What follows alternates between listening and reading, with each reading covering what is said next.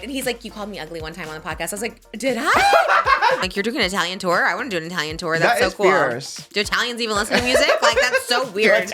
Everybody was just like, oh my God, poor Bri, poor Bri. But then to do the exact same thing that Zach Bryan did to her to Grace is wild to watch. Someone asked me at my live show yesterday this question.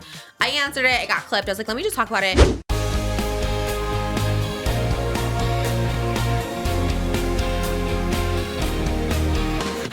Trish, she's got the dish and all the gossip's filthy rich, pretty and pink, hot topic queen, and says what everybody thinks. She's just Trish.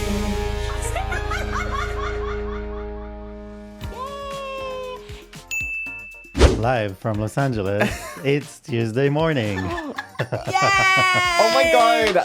That gave me such a flashback because I remember you tried to make Moses do it one time and you were mad at him because he didn't do it the right way. The and let me tell you, this was his idea. He's like, I have an idea for a Tuesday. I was like, okay. And he went for it. The intro was great. That was wonderful. God. That was all Moses today. It's so good. It was great. Thank you for that introduction. It's Tuesday morning, just Trish. Not live, but almost. Yeah, 12 hours later. Live chat. We're in the chat. Live chat. We're in the chat. Hi, guys. Welcome to Just Trish. It's been so long. I'm like, what is a podcast? What is a Hot Topics? What is this room? Rusty. I'm so rusty. It's so weird. Even seeing you yesterday for the first time, like on stage in like 2 weeks, I was like, wait, this is so weird. It's like so weird. I feel like totally like on an island with Hot Topics too. I feel like just completely out of the world. I just have been in Trish world, and it's been kind of great actually. What a great place to be. It's been a really great place. Although I had a Carol G dress on today taking photos, and it fit, but I couldn't sit in it. So it's been a great time. But I also have been gaining those holiday weight, which is crazy because I've been dancing and walking and doing the most, but been eating my life away. But before we get started on that, and not mad about it, a huge shout out to the sponsors, Kickoff, SeatGeek, and Aura Frames. We love you guys so much. Those ad reads are coming up in a few minutes. Fast forward 20 minutes, 30 minutes, they'll be there. Huge shout out to Patreon, patreon.com/justtrish. You guys, I have a music video premiering tomorrow exclusively on Patreon.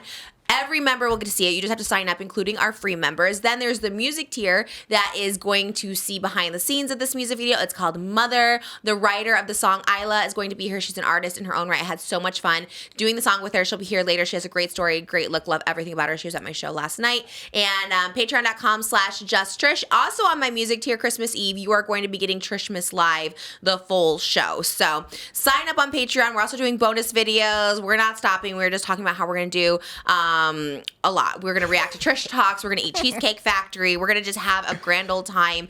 We love Patreon. We love it. And then you get to see the extended podcast. If this is not enough for you, every Wednesday we'll have an extended podcast for you guys. And this week we have another Hot Topics. The whole crew will be back. Jimmy, Callie, my mom, Isaiah, Oscar, Moses, of course. We're going to have a pajama party, and we're going to recap 2024 and do our 2025 pop culture predictions. And finally, the Bangin' Buns boxes are available today. They weren't able to make it to my show last night. Permits.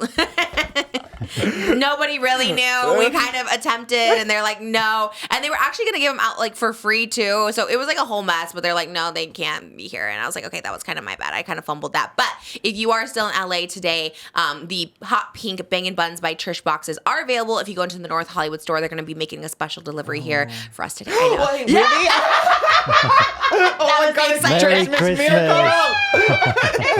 No, I was really excited because I was literally like, I'm so starving. I'm so hungry. And then I was like, oh my God, wait, those boxes. They made so many boxes. They had 2,000 boxes. So if you can get there today before the 2,000 orders run out, it's a cute little box. It comes with chicken fingers and fries, and it's really, really cute. And it's a little pink box. So if you guys get it, tag me in it, tag Bangin' Buns. We love Bangin' Buns. So sorry, Bangin' Buns, for making all those boxes and then not happening. People were so sad. Everyone was like looking for the Bangin' Buns truck. It was the Hot Topic. I got there early. I got there at like 5:30, 5:45 for the Bangin' Buns. And I texted Jimmy in the morning. I was like, Jimmy, what time are you getting there? He's like, probably like 6:30. And I was like, Jimmy, that Bangin' Buns line is going to be long. I think you got to get there early. And I was like, come hungry. No.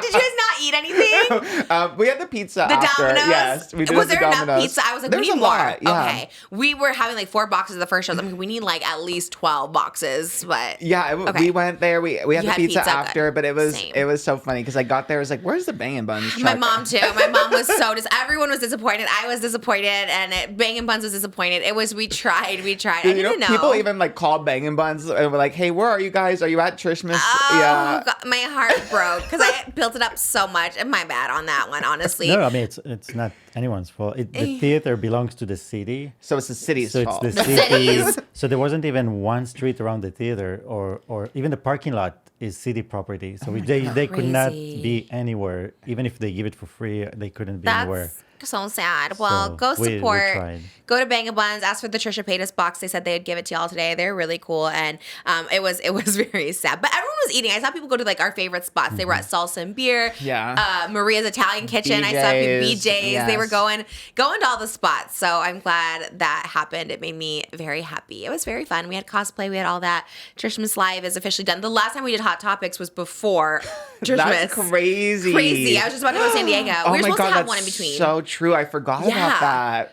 I feel know. like we're so different now. We're different people. No, actually, I remember like texting you after the San Diego one, and as I was going to New York, and I was just like so emotional. I'm like, love you so much. This is the me best. too. I was like and it was like I didn't sleep at all, and then I was seeing all these TikToks, and it's just like seeing people like live is just it's such a different experience because people are watching, but until you see them in person, especially like the people who watch the show, like they're just so enthusiastic, and it's actually like insane. And everywhere we go, and I'm not just saying this, every venue literally was just like, oh my God, I've never seen like a crowd reaction like this. Like people go absolutely feral, and like again, my show's very, very niche. It's very niche. It's very camp. If you like, we had some of like our friends that like don't know YouTube or whatever, and they're like, oh, everyone was going crazy. I'm not really sure why, but we just kind of scream. Like it's very odd. If you don't know the lore, if you don't know anything about me, it's a very odd show. But the people who get it, and it becomes like this weird like experience, and it was very fun. And San Diego was amazing, and then New York was amazing, and then last night we were in Thousand Oaks. So thanks for showing up to Thousand Oaks. They were wild. I was honored. I mean, the other shows, I literally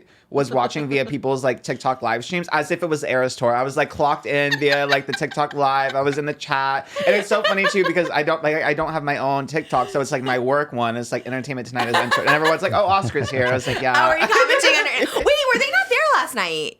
No, the 2 girls were there. Oh, they didn't come backstage or anything? No, they were on asked. the list. I didn't. They asked. They were like, "Oh, we have these stickers," and I was like, "I don't know, girl." Like, Yeah, the stickers got them back there. Wait, I was so excited. I was like, okay, press tickets entertainment tonight. I'm so otherwise sad. they would have, I'm sure. I thought they but- were like coming with a microphone, like interviewing or Oh, something. they were recording from their seats. Okay. Good enough.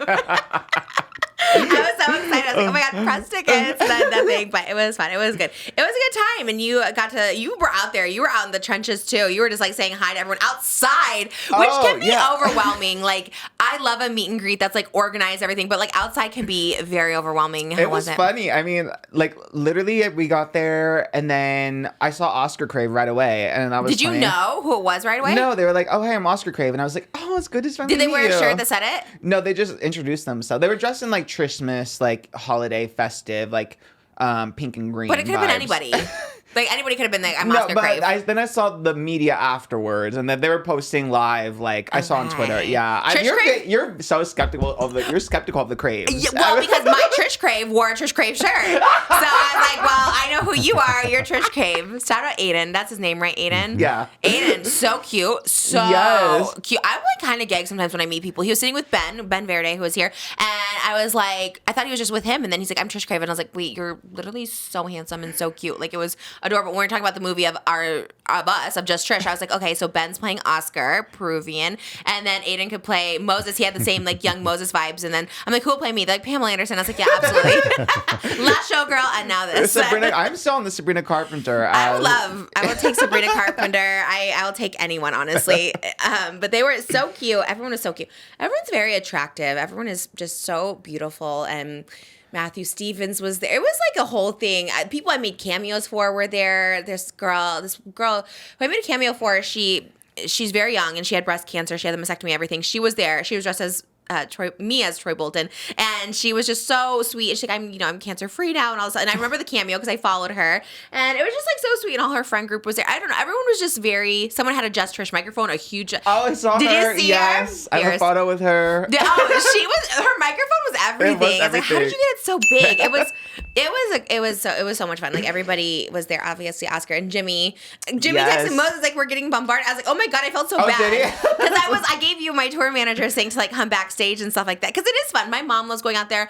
I love going out there too, but it can be like absolute chaos because you just don't know which way to go. You know what I mean? You're just like, how do I get where I'm going? I know, it was funny. I was like, I don't know. All of a sudden, it all kind of like happened really fast. Like there was like a bunch of people wanting photos and stuff. I don't know. I was loving it. But then it was getting late, and then Jimmy's like, "Okay, we kind of have to go." And I was like, "Sorry, everyone." Who got you? Who ended up getting you? Well, Jimmy was texting Moses. Oh no, Okay. actually, I saw Jeremy, and then we went to go at the box office to get our tickets, and then Jeremy was there at the same time, and he was like, "I'll take you guys." So yeah, Oh, Jeremy love was it. like, Okay. yeah, Jeremy Jeremy out and escorted about. us. Yeah. I wondered how it was working because I was like, okay, Moses was there, and then also like Ward was there. I was like, how is it going to work to get you guys there? We were there since like noon glamming. Like every time I get to a venue, it's like literally I'm there at noon, and then I usually leave at like literally midnight because especially yesterday at the LA show, there were so many people after. So it was a whole thing, but it was good. I love it. I wish I could do 20 more Trishmas shows. They were so much fun. I miss it.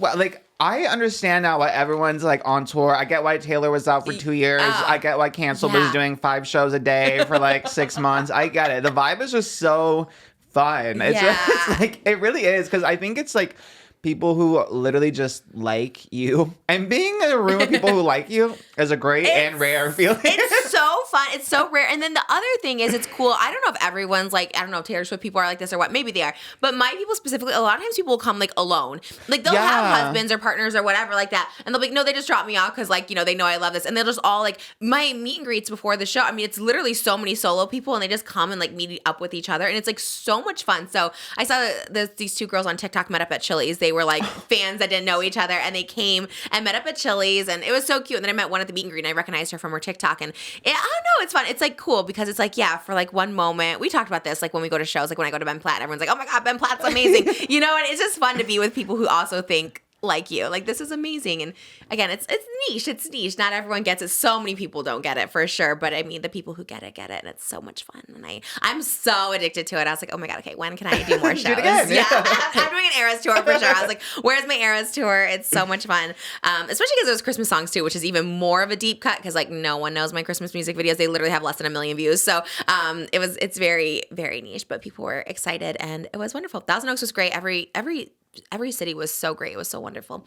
But I missed the podcast. I missed this room. Nice and cozy. It's only been 2 weeks, but we've lived a lot of life those 2 weeks. Let me tell you, you especially have lived a lot of life. Live show, SNL, live show, Broadway announcement, live show. That's how it felt. It felt like nonstop. I don't think I've ever seen you out and about so much, literally ever. No, never. Until Literally 5 ever. in the morning in New York, partying until 5 in the morning. I was going to after party after party. I was at every after party there was. It was actually wild. I met, I guess I can say, I don't know. He's like, don't talk about it too much on the podcast, but whatever. I met Kate Hudson at the after party for SNL. Oh my God. Yes, I was kind of gagged. And he's like, you called me ugly one time on the podcast. I was like, did I? Did you really? Yeah. He's like, said the people she was at with Malibu and there's like an ugly person behind. I'm like, I don't remember saying that, but also like, you're very handsome. So I did not think that. In fact, I feel like I defend him a lot. And so we did talk a lot about Brittany actually in a good way. And he's like, she's good. So I was like, okay. I'm like, I'm parasocial, but I just want to make sure she's like good. And he's like, no, she's good. And I was like, okay, great. So I got to see him. There was like a lot of people. Who else did I see at the after party that I told you about? I don't know. It was cool. I never went to one before. I was like, you have to go to the SNL after party. Well, everyone it was from like, SNL cast and Yeah, some it was of the 1:30, huh? older cast members.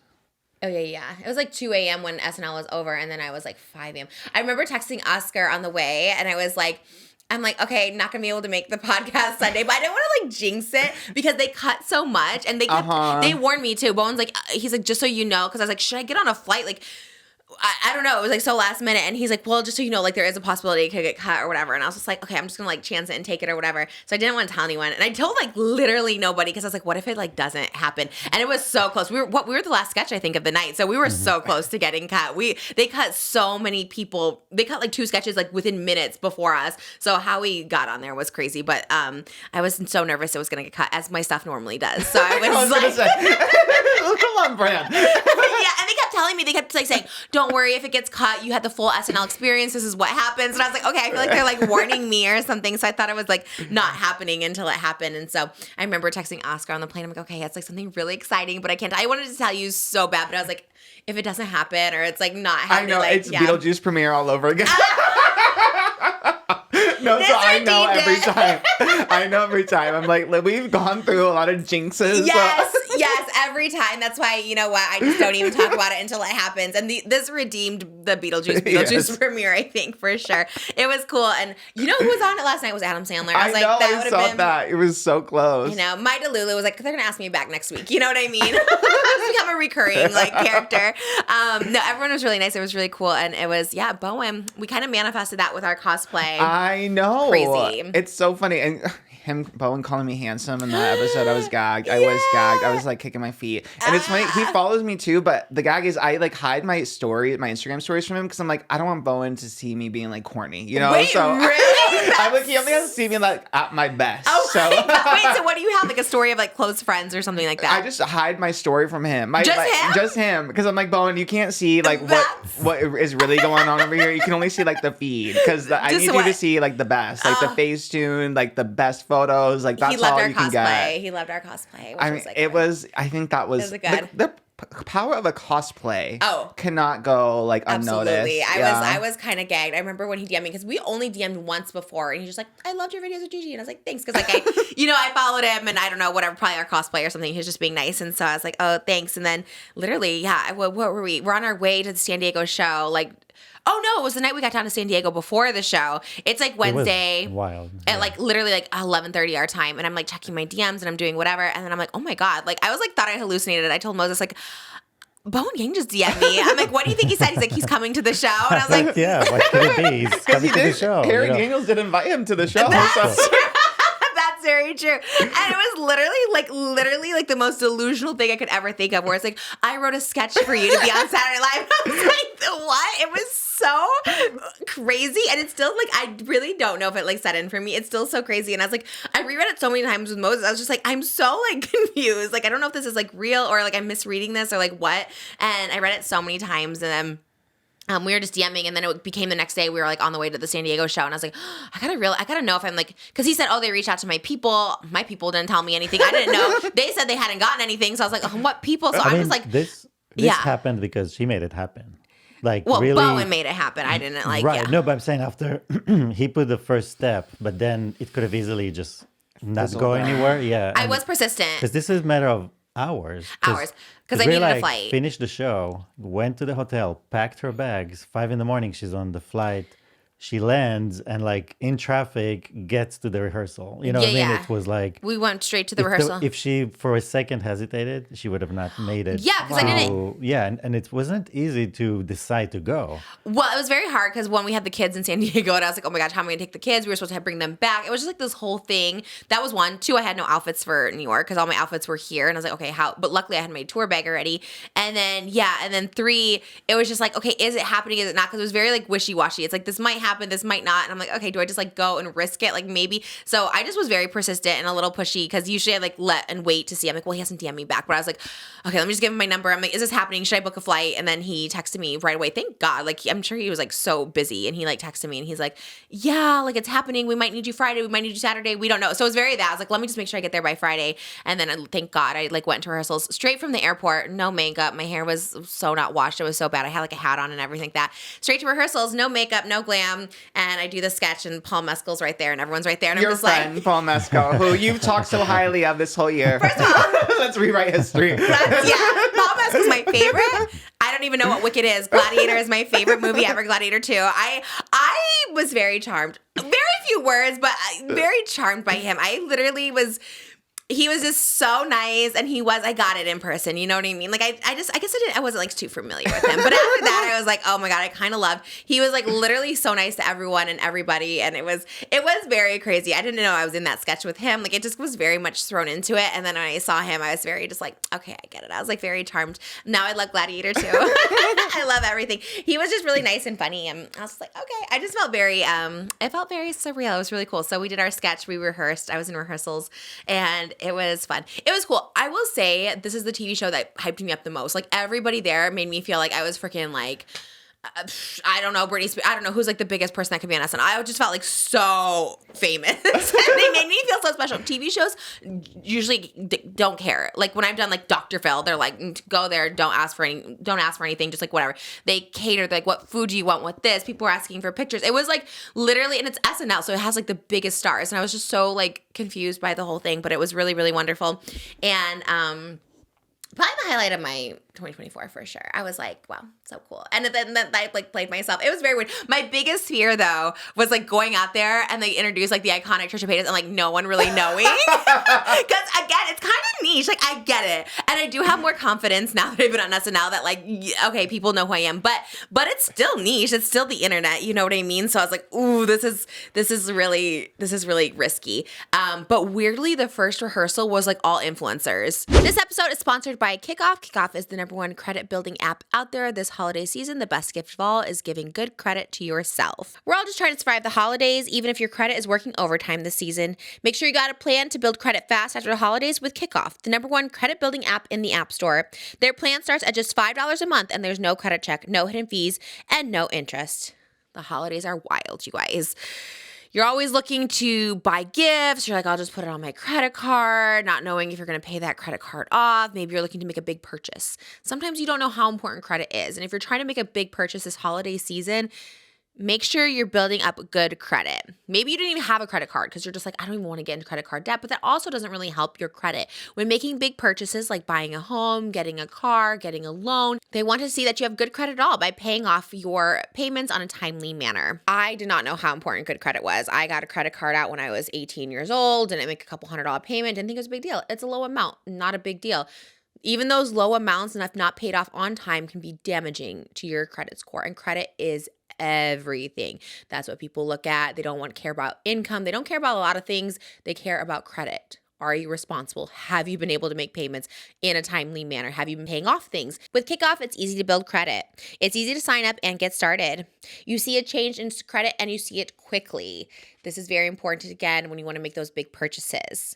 If your credit is under 600, you could jump like 28 points in your first month. Kickoff is a smart, legit credit hack with no catch, no credit check, no hidden fees, and no interest.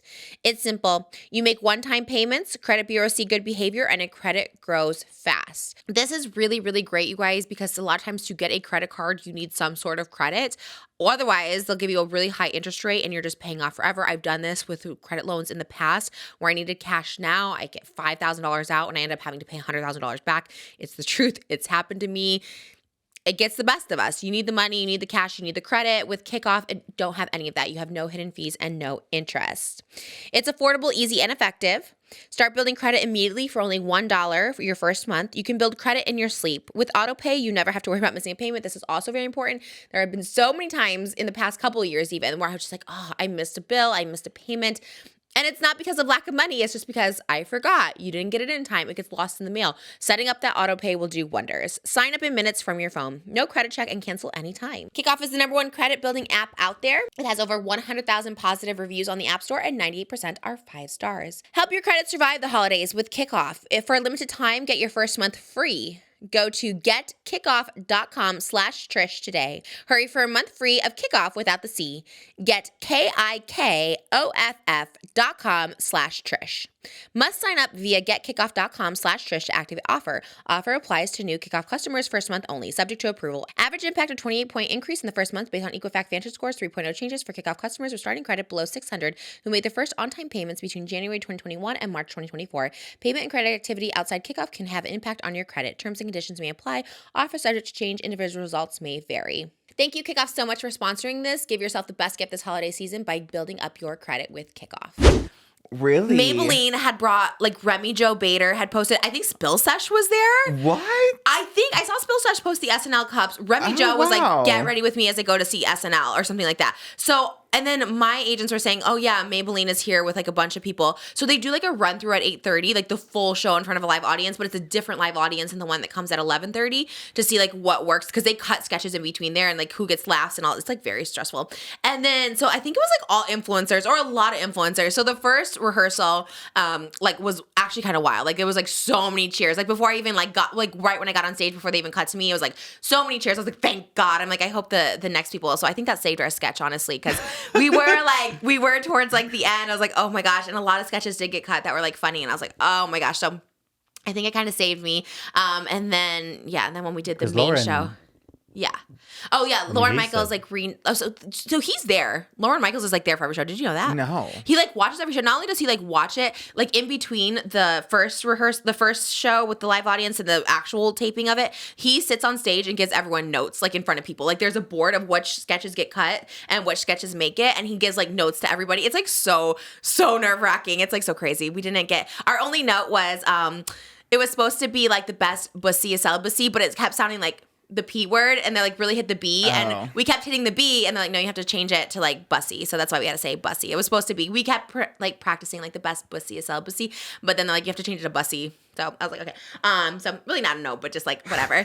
And they cut a little bit at the beginning of the sketch too. I wasn't in it, but they cut a little bit. He had like a Disney Channel one. It was pretty funny, but they cut it obviously for time. But Lauren Michaels is giving notes to everybody. So it's like literally Lauren Michaels on the stage. Dana Carvey's in the front row. Paul Mescal's right in front of me just by himself, just chilling. And then it's me, and then Bowen's next to me. And then like a lot of the cast is like standing behind. It was very nerve-wracking, but it was crazy. So then we did it for the live audience, and the live audience was just as hyped. It was cool because like right when I sat down, like I wasn't even on camera yet. Everyone was just like, woo!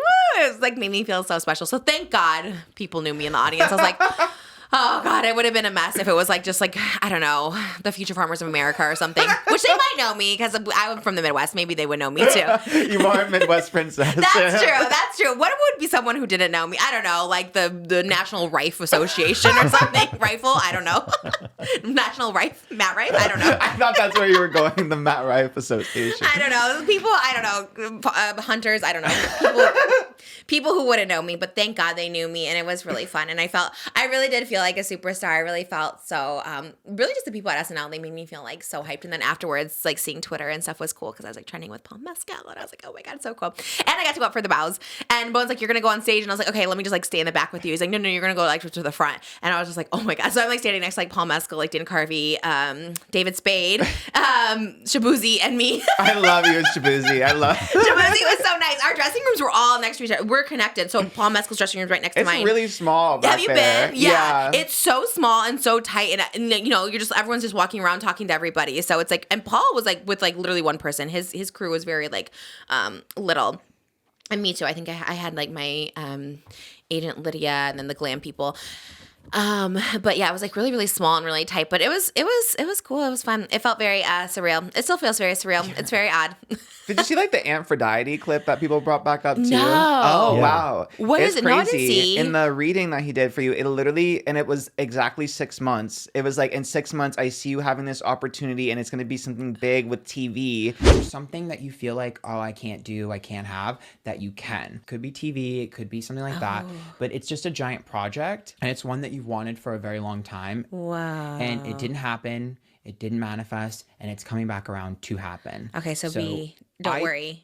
I think that this might be a little bit of a ways out. Like, I feel like maybe like 6 months-ish. Okay, that's not bad. Yeah, but I do think it's this year. And it's something that you've been thinking about and manifesting for a long time. Wow. Yeah, it was really trippy. I didn't was even like, realize wow. that. I didn't realize how much I manifested SNL. Like, I really didn't, because people were like, wow, you're really the queen of manifestation. And I'm like, I didn't realize that. I've always loved SNL. I really have. And the David Spade connection is so funny because I'm glad, like, so when we were on stage, he's like, oh, hi, like, you know, because obviously he knows what, because I used to DM him. A lot back in the day. And a lot, and nothing like too too weird. It was always like, come on the podcast. Before this podcast, I had my other podcast, and I would just come on, and then he would like, ignore me or whatever. But then he talked about me once on Whitney Cummings about like how much money I made or something. So I'm like, okay, he's aware of me. But he was very nice because it's one of those awkward things where I'm just like, does he recognize me? Does he know? And they're like standing next to me critiquing the sketches or whatever. And then when we went out there, he like gave me a hug, and he's just like, oh, good to see you. I was like, good to see you. We're on the SNL stage together. Like, I don't know. Like, it was very short and very that, but you just never know. I was at Death Becomes Her on Broadway. Catherine McPhee was backstage. Oh, our friend Catherine. I got a little nervous. I got very nervous. The two people were with like, you should say hi, because they call them two VIPs. I was considered one of the VIP that night. That was very bizarre. But like, no, there's another VIP here, and I was like, oh my god, I wonder who it's gonna be, and I was so excited. And then when I saw Catherine McPhee, I was like, excited, because I actually do love her. Me too. But I feel like we've talked about like the relationship with David Foster. Look, in that moment, I was like, gosh, I wish I didn't have a podcast. I wish I could just shut my mouth and not comment on relationships that aren't mine. Like, I really did. And the chances of them seeing that are slight. However, I do feel like a lot of people see things when it's about them. Yes. Even the most biggest celebrities will like see when you talk about them. So I was like, shh. David Foster was with her. So I was just like, oh. And Megan Hilty's in Death Becomes Her. So it was like a Smash reunion backstage. And I was like so excited. And they're like, you should go up and like say hi. I was like, no. Like, let me just try to avoid it. Yeah. I was like, let me not be that person. So I was she was like singing backstage. She was like, ah. Like, it was kind of everything. It was kind of, and I realized in that moment, as a Catherine McPhee stan, I was like, oh my God, I really love her. And I wish I could have said hi. Should have said Oscar. I show the clip. Yeah. But it was just a night of a lot of celebrities. That was good. Sunset Boulevard's good. We just had like a whole Broadway week, and then I'm going to Broadway February 3rd, so I got to go rehearse for that in January. It's just a lot. My God, I know. I literally was. I don't know. I literally felt like I was Lena for a second, because I was like crying like when I woke up and saw the SNL stuff. I couldn't even like. I was liking your Instagram post, but I couldn't even comment because I couldn't even like put words together. I'm like, I can't even text you. Like, it took me like. I think I texted you like that night. It was like 15 hours later because I couldn't even process. I was like, this is so surreal. It really was wild. I was like so emotional. It was very like Wicked press tour. I was like, I get why those girls were crying all the time. I do, because I was like, I was holding space. I was like trying to formulate my thoughts. Any little thing, like I would like be okay. Then I would like see a tweet that's like, oh, I just love seeing her dreams come true. And then I would start crying again. I was like, damn, this is crazy. I was sad I didn't hear from you right away. I was just like, because I really wanted to know what you think. And then I was sad we couldn't do our hot topics. But then when I saw your live stream and I was watching you critique the pose, and it's like Emmy, and I was like, okay. The Emmy campaign is going to be fierce. Yeah, led by me. I literally couldn't even put like words together. Like I was like, what is happening? I couldn't even process. I was like, this is nuts. It was so overwhelming. I don't know how you dealt with it, because I was overwhelmed for you. Like I emotionally shut down. That's so cool. I honestly I was like outer body, like, but I was like present, but it really did feel like I just had so much to do that I was like, I couldn't really like think about one thing, because it was like literally SNL after party, and then it was like that night it was like Little Shop of Horrors, met the casting person of Little Shop of Horrors, and like so it was just like one thing, and then the after party for that, and then the next day was Monday, and that was my rest day, and then Tuesday was the show, and Tuesday was the Broadway announcement, Wednesday is the Broadway press, so I was doing all the Broadway TikTokers, and it was just a lot. And then I did 2 shows that day, and then I came back on Thursday. All the while, Elvis has a little stomach bug, so I felt so bad because Moses with the kids by himself. Elvis is like throwing up for the first time, and I was like, oh, so it was because they were supposed to come out Monday, and then that just like didn't happen because she was sick. So like also having like a sick baby at home, I was just like it was like the best high, and then like the worst because this was like longest I've been away from Moses and the kids, and I was just like so sad about that. So it was like awful, and they were supposed to join me, and I was at the Plaza, which I would have just stayed at the Hilton. Like when I go on tours, I always stay at the Hilton because it's just like I want to, obviously save as much money as possible, whatever. But I stayed at the Plaza because they were supposed to come out with me, and we're gonna do like the Home Alone Sundays. So here I'm at this like fancy hotel with like Christmas trees in my room, and I'm just like by myself. It was actually like so sad and so depressing, and I was like, okay, I wish I was at the Hilton like with everybody else, because that's what I normally do on tour, and at least I could be with everybody. So I was just kind of like isolated and alone. But weirdly enough, a lot of influencers were also at the Plaza. Amber Scholl was staying there, Holly was staying there, like just like so many people. Adrian Balone was there. Like there was so many people at the Plaza. It really was interesting. But I slept in my room most of the day. I went to Benihana in New York at 11 a.m. and then I slept in my room. Benihana in New York is so good. It was my favorite, actually. So yummy. But it was good. I was sad. Yeah, it would have been fun if you guys were all there. Maybe if I go like longer for New York at a period of time, could come out and do the podcast. It was hard to find a podcast studio. Oh, the next day after SNL, I had to do the podcast because Monday was because I was thinking about like sending it to Jimmy and his editing time. So I was just like, okay, let me do it on Sunday. So that was very hard to find a studio, and thank God for BOWEN, because it could have been, when I did the first 20 minutes by myself, I'm like, this is really hard. Just talking to myself about everything. I was like, it looked like I was sad or something. I was like, hey guys, in New York. It was just awkward. The whole thing was awkward. So thank God he came and was a guest. He was a guest, and that's his only day off. He literally gets like 12 hours off, and he skipped a haircut to come there. Sweet. Yeah, I think we became best friends. There was definitely sparks between you and Bowen. From the moment I saw him, I was very giddy. He like instantly was so sweet to me, and he was on stage. You know how I feel about people on stage, and I was just like, true, yeah. and Wicked, and just all of it. I was just very. I don't know what it was. I was very overtaken. I was being my awkward self. I was like, "Are you single? Are you? How'd you get such great skin? How old are you? You look so young." I was like instantly becoming like a weirdo. Thank God he was nice and he was wonderful. But yeah, he's my best friend, and he's great. And we texted, and then And then I was like, after the podcast, he was going to like take the train back. And I was like, I have a car. Do you want me to take you back? And so I took him back. And it was just so fun because then we got to be in the car for 30 minutes. And I feel like I might have a little bit trauma dumped on him. But he was very nice. And I apologize after. I think I trauma dumped. He's like, no. It was so great. He's very much like holding space kind of person. You know what I mean? Like you can tell him anything and it's that. And I just feel like we really bonded. Yeah, I love him so much. And I can't believe he wrote a sketch for me. Also, Will and Asha. Asha, I got to meet. She's one of the writers of the sketch. She was like a 25-year-old who works on SNL. She's been there for a few years, and she was like the first person to think of me for that sketch. So I'm telling you, Gen Z. Who did we meet the other day? A Gen Z person. Who was that? Were you with me? Oh yeah, from CAA. Oh yeah. Another one who's right. She got me a really good deal. All these young people, they know what's up. I'm telling you, like the 25-year-old professionals, they are pitching me and they're getting me in, and I appreciate it so much. But that's what, yeah. Then one of the people that was backstage, Lauren Michaels, when I was like on the stage, he's like, wow, they really like her. So yeah, it was nice. So I think the sketch got in, so that was nice because I know it's like a whole process to like get a cameo on there and stuff. So it was fun. It was great. It made me feel it gave me some confidence, that's for sure. Now I'm like, okay, I feel like I'm a little bit solidified. Got so much like press pickup too. It was all like just so overwhelming because all these outlets were writing it up too. And then even with like the BOWEN interview, then that got picked up everywhere. And then even like at ET, like they covered like the BOWEN interview on like Instagram or something. And then all the comments were like, I know Oscar did this. I know. And my coworker is like, can you let everyone know you're not the only employee here? Because like I don't even do the Instagram at all. Like I literally just edit videos here and there, you guys. I love that though. I love it too. I love that they thought it was like just planting you. We know Oscar's behind it. I'll take they'll it. think you own ET. I think that I'm the sole Oscar. employee. Yeah. I kind of love that though. Well, they should really treat you special over there because you are probably the most known employee over there. I was talking about it in shout out my vlog. I was talking about it in my vlog too. Though it's humbling because it's like, you know, we give you like Trishmas. It's like everyone's so excited. Then I'll go into work at 5 a.m. tomorrow, and then it's like, we're interviewing Jennifer Lawrence, Oscar. We don't give a F about like what you got. You know what I mean? Same. It's very me coming home to being like, okay, like literally because Elvis was still sick, just like throw up everywhere. I was like, all right, we're back. We're back. I love it. We're grounded. Yeah, you got to be grounded. Good. The balance is so good. I love coming back and being humble, being like just changing diapers, and you're like, you know what? It's good. It's a good balance. Yeah. Because I was feeling like, I don't know. I felt like, I'm just having the time of my life. Just like I'm going backstage at Sunset Bowl. I have a picture with Nicole Scherzinger covered in blood, and we're like holding hands in the back of Sunset Boulevard. Like it's like the most wild experience, everything. And then like, yeah. But I was like, I like coming home. I like coming home to simplicity. I feel very Hannah Montana, best of both worlds. And the wig is giving Hannah Montana too. Well, what Carol G today?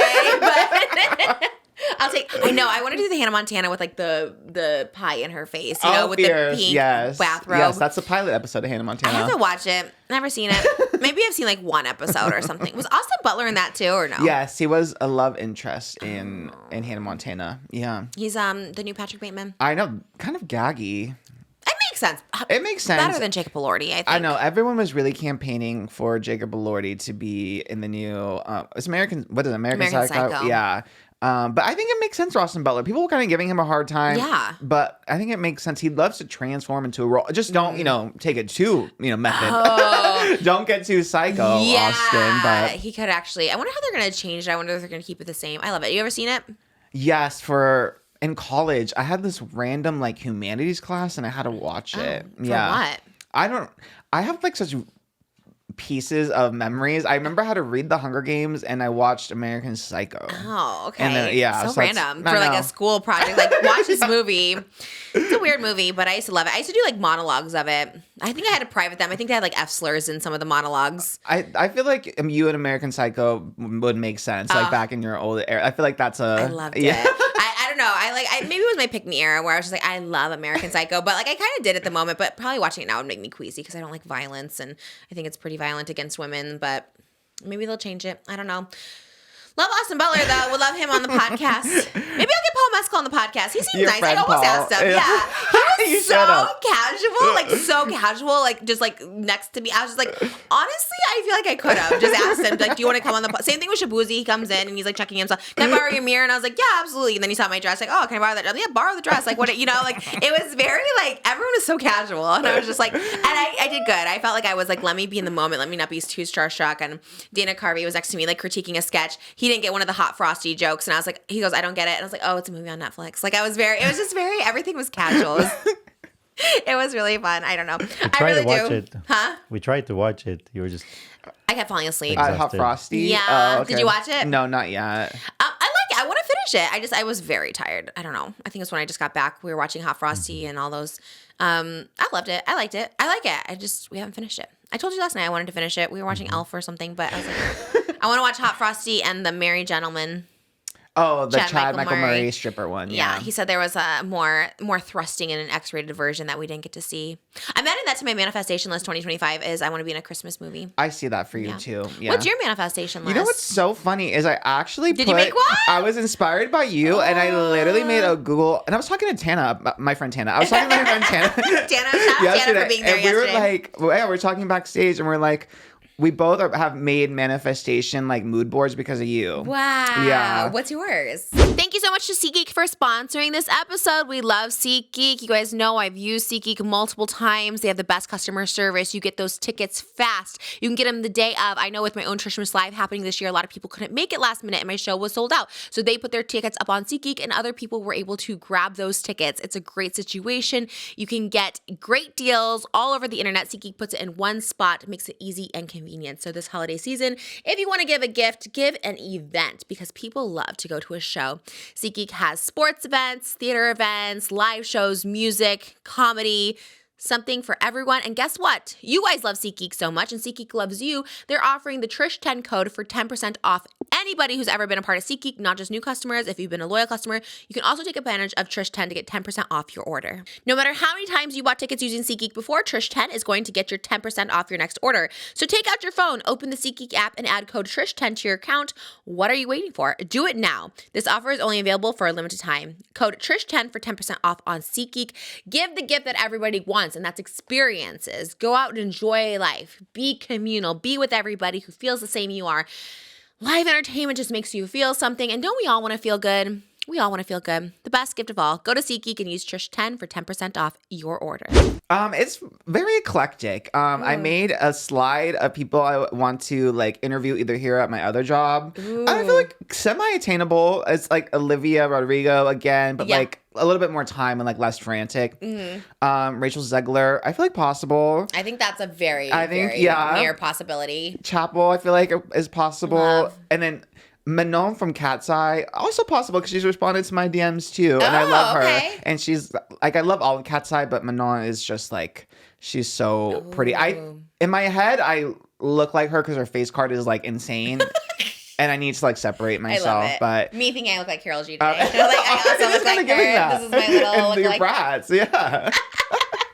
Oh, those are good guesses. Yeah, and then I have like a collab manifestation slide, and it's like Jen McAllister, it's Caleb Heron. I don't know if I'm pronouncing his last. I think he used his studio. That's what everyone said. I didn't know. I was like, I love him too. They had told me that there, and I was like, Caleb is amazing. He's like a Grindr top podcast, and he just started this year. Speaking of being humbled, we didn't make it into the top 5 Grindr podcasts this year, but I think it's because we didn't campaign hard enough. Yeah, and also Katya, now I get how you think Pedro Pascal needs to share the roles more. Because why does Katya need 1 and 2 at the top podcast for Grindr? Because I feel like we would have been 6. You know what I mean? For sure. I know. Maybe we weren't gay enough this year. I don't know. We had to step it up in 2025. I think even we were gayer. being too like Gladiator, Paul Mescal. We needed to go lean more into gay. Yeah. I'm sad about Las Culturistas made it because he said that. I was like, I didn't know the list was out. And then I was like, Maybe we did. And I was like, oh no. We just and I wanted to get like graphics made and stuff to really campaign, like a for your consideration, Grindr.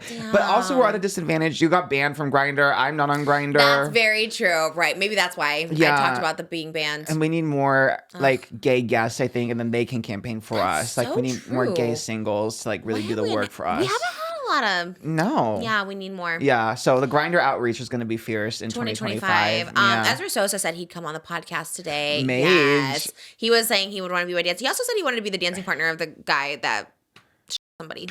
I don't know. Luigi. Yeah. He also said he wanted to be that person's partner. So I was like, I don't know. Why? That's like, fierce. one of the headlines literally on like MSN is literally like, Ezra says he wants to be with Luigi or Trisha. I was like, well. That's fierce. That is fierce. That's my competition.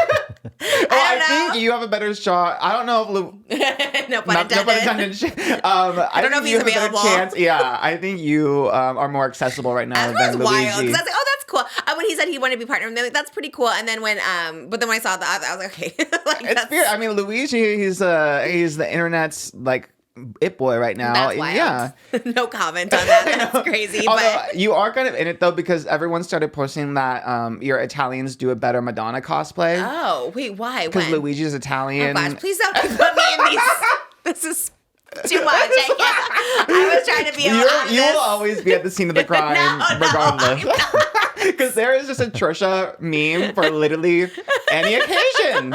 And I'd personally love to see it. I thought it was funny. So that's a big yikes. That's a big yikes. And this was during my week like away, and I kind of don't know what's happening, but I just saw it. I was like, let me just be out of the internet for a little while. No, it's good. Like, okay. Yeah, people love them. So yeah. Well, Ezra.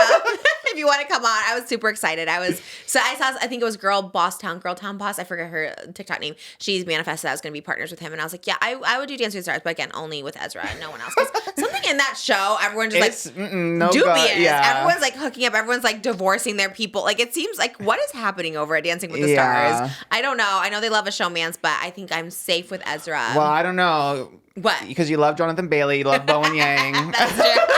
It might be even worse. That is actually true. I think like Val and Max, like they turn me off a little bit because they're too like mean and macho. But yeah, Ezra's just so sweet. I think it might be. I'd be like, oh yeah, okay, that's true. I would love. Okay, maybe that'll happen. But he said he'd come on the podcast and talk about Dance with the Stars. So Ezra, I'm going to respond to you. It was just this morning and I was super excited. Maybe that'll help us get our Grindr up, our Gator up. Yeah, we really got to do the outreach 2025. Yeah. It's going to be big. No more non-gays. You got to be queer. Yeah, definitely. That's the. You know what I also want to do for guests too is like the Jennifer Hudson show when they like line the hallway and it's just like me and Moses. Just us three. Yeah, we gotta get the guests. Ezra, yeah. Oh, Ezra, so sad. That'd be good. Ezra, so hot. Yeah, that'd be cute. I like it. Okay, well, we gotta get the hallway cleared out. I like that idea. I like where your head's at. I'm like the opposite, where I'm just like gonna let it flow in 2025 for guests because I'm always so stressed about getting guests. Yeah, and I'm like, you know what? Let me just have it flow where it's like the ones we really want on. You know what I mean? Mm-hmm. I'm surprised HASAN wasn't on your list. Well, he's on my collaboration. Oh, you didn't. My collaboration slide. Yeah, my collaboration slide is Jen McAllister, Caleb, Bob and Monet from Sibling Rivalry. Oh, yeah. And then HASAN, Cutie, Cinderella, and Austin Show from Fear Ann. But it's Austin and Cutie are like number 1, and then HASAN is number 3. Because I'm in my hard to get era. So HASAN is annoying me. Me, honestly? Did you see the clip? Yes, I saw the clip. I know this is going to come across as like very strange to you, but I don't know anything about Trisha Paytas. Everything I've known about Trisha Paytas has been like she's crazy. She's crazy. Like she's problematic. She's crazy. But like, I don't know if that's the case or if that's just like what she used to be like and she's just more normal now. I just genuinely don't know anything. I don't know anything about Trisha Paytas. Oh my God. I don't know her energy. How many?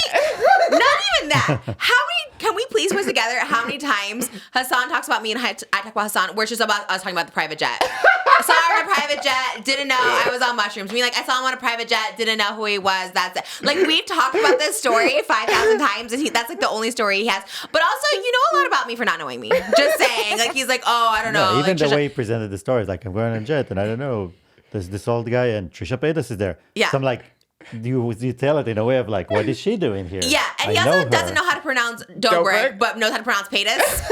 No one, like even my own fans don't know how to pronounce Paytas. I was just like, okay, you kind of know. Oh, like, look, I don't know. I know she had a podcast. Look, I don't know, but I know she was on. I don't know, but she's on SNL. Like, okay, so you know, like I don't know what you do either. I know you. I don't know. You're political, but also hot. But like, And your undies. Yeah. The equivalent of like what politics is to us. Maybe. You're the like we literally don't. We have no idea what he talks about. Literally no idea. Couldn't tell you. Same thing. I guess Yeah. Maybe we're just the opposite. Yes, of it's his true. world. I also don't know you, but I know you. I wouldn't be like, I don't know Hasan. But like, if someone's like, oh, what do you think of Hasan on SNL? I'd be like, oh, that's pretty cool. He didn't give any of that. I was like, okay, he gets this a little too bro. I'm kind of over it. But like, literally, I think that's like the 5th time he's talked about being on a private jet with me. So you're a fan. And I commented again. I was hacked and commented on his Instagram, Oh my gosh. and was like, I'm not gonna like this photo because I'm playing hard to get. And then someone replied and was like, Oscar, I didn't see your comment until I had to scroll down and go through like the hidden comments. And I was like, Oh, he hid it? Why was my comment? I'm gonna give benefit of the doubt. Maybe it was because I say I'm not gonna like it, so it was filtered out by like as like hate or something. Because yeah. my hard to get could be mixed with like hate, I guess. But in a world, I'm like, there is a He world hit where it. he hit it because he's like sick of me in there. And I'm like, if that's I'm the like case. over it. Like his energy, that energy is so annoying when people are like, I don't know her. Okay, then don't talk about it. Like, you know what I mean? Like, don't even mention me. Although he did say like, I think she is changed and different now, which we love that. No, he's like, For oh, somebody I that know. doesn't know her. Yeah, that's true. He's like, oh, right. He's like, oh, all I know is she is crazy, but I don't know. I guess she's normal now. I was like, okay, like, you're a fan, and that's fine. That's okay. That's cute, but also just like so annoying. Anyways, That's how confirmed that he's straight though, because like you were questioning for a while. That's very straight man energy. No, it can give those, those like ones that are a little catty, the catty gays are like, I don't know. That's giving that. It's giving catty gay for me, but it's fine. It's fine. I only care because he gets views and stuff like that. So like, okay, And I we do. love him. And you love him. Yes. I still. Otherwise, couldn't care less. Don't know. Don't care. Shout out Jimmy, by the way. Love you, Jimmy. Wish you were here. Oh, you will be here on Wednesday. Yeah. Just And went on a that's like tangent. all my manifestation. And then I have like random stuff like a saltwater fish tank, but that's something I can just like get at some point. But I'm like, that kind of counts. No, I love manifesting something because I want a gold toilet. And I was like, I probably could get a gold toilet, but I want to manifest it just in case it like presents itself to me. I have just you at Trishmas. I forgot what this slide Oh, was. you have a vision board. Yeah, I put just you. Okay, Emmy. Another Emmy, Oh a my streamer gosh, award. I put on wow. there. Yeah, And- the whatever you wanted to go to, the Gamer Awards were the same night as SNL. Yes. Yeah, it's like, oh, we couldn't have made it anyways. Yeah, weren't invited, but couldn't have been there anyway. Didn't Johnny perform? Johnny Gilbert? Yes. I love that. I was like, God, I wish I could have performed. I would have performed there if they asked me. Maybe not. Maybe next year. Okay. I'll come. I'll do a Trishmas song. I'll do a Trishmas set. People would be so honestly would live though I because don't it'd know. be so The gamer camp. world is just, I don't know. It's not my world. I don't know if it's just my world not. either, but the girls looked very cute. Like Pokey looked cute, Valkyrie looked cute. Oh, okay. Cutie looked cute. She was giving Met Gala. She wore like a custom Xbox dress with like lighting installed. I was like, this is very Met Gala. I don't know what's going on Ooh. here, but I like the gays and the girls in the room. Okay. So We love that. yeah. I was manifesting Met Gala. After being in New York, I was like, I could do Met Gala. I honestly could see I that. was feeling myself. That's why I did the manifestations in New York. I'm like, okay, I feel like this is very powerful. Yeah, right that's now, where you have to so. do it. Yeah, I was like, maybe Met Gala in May. One of my hot topics, I forgot.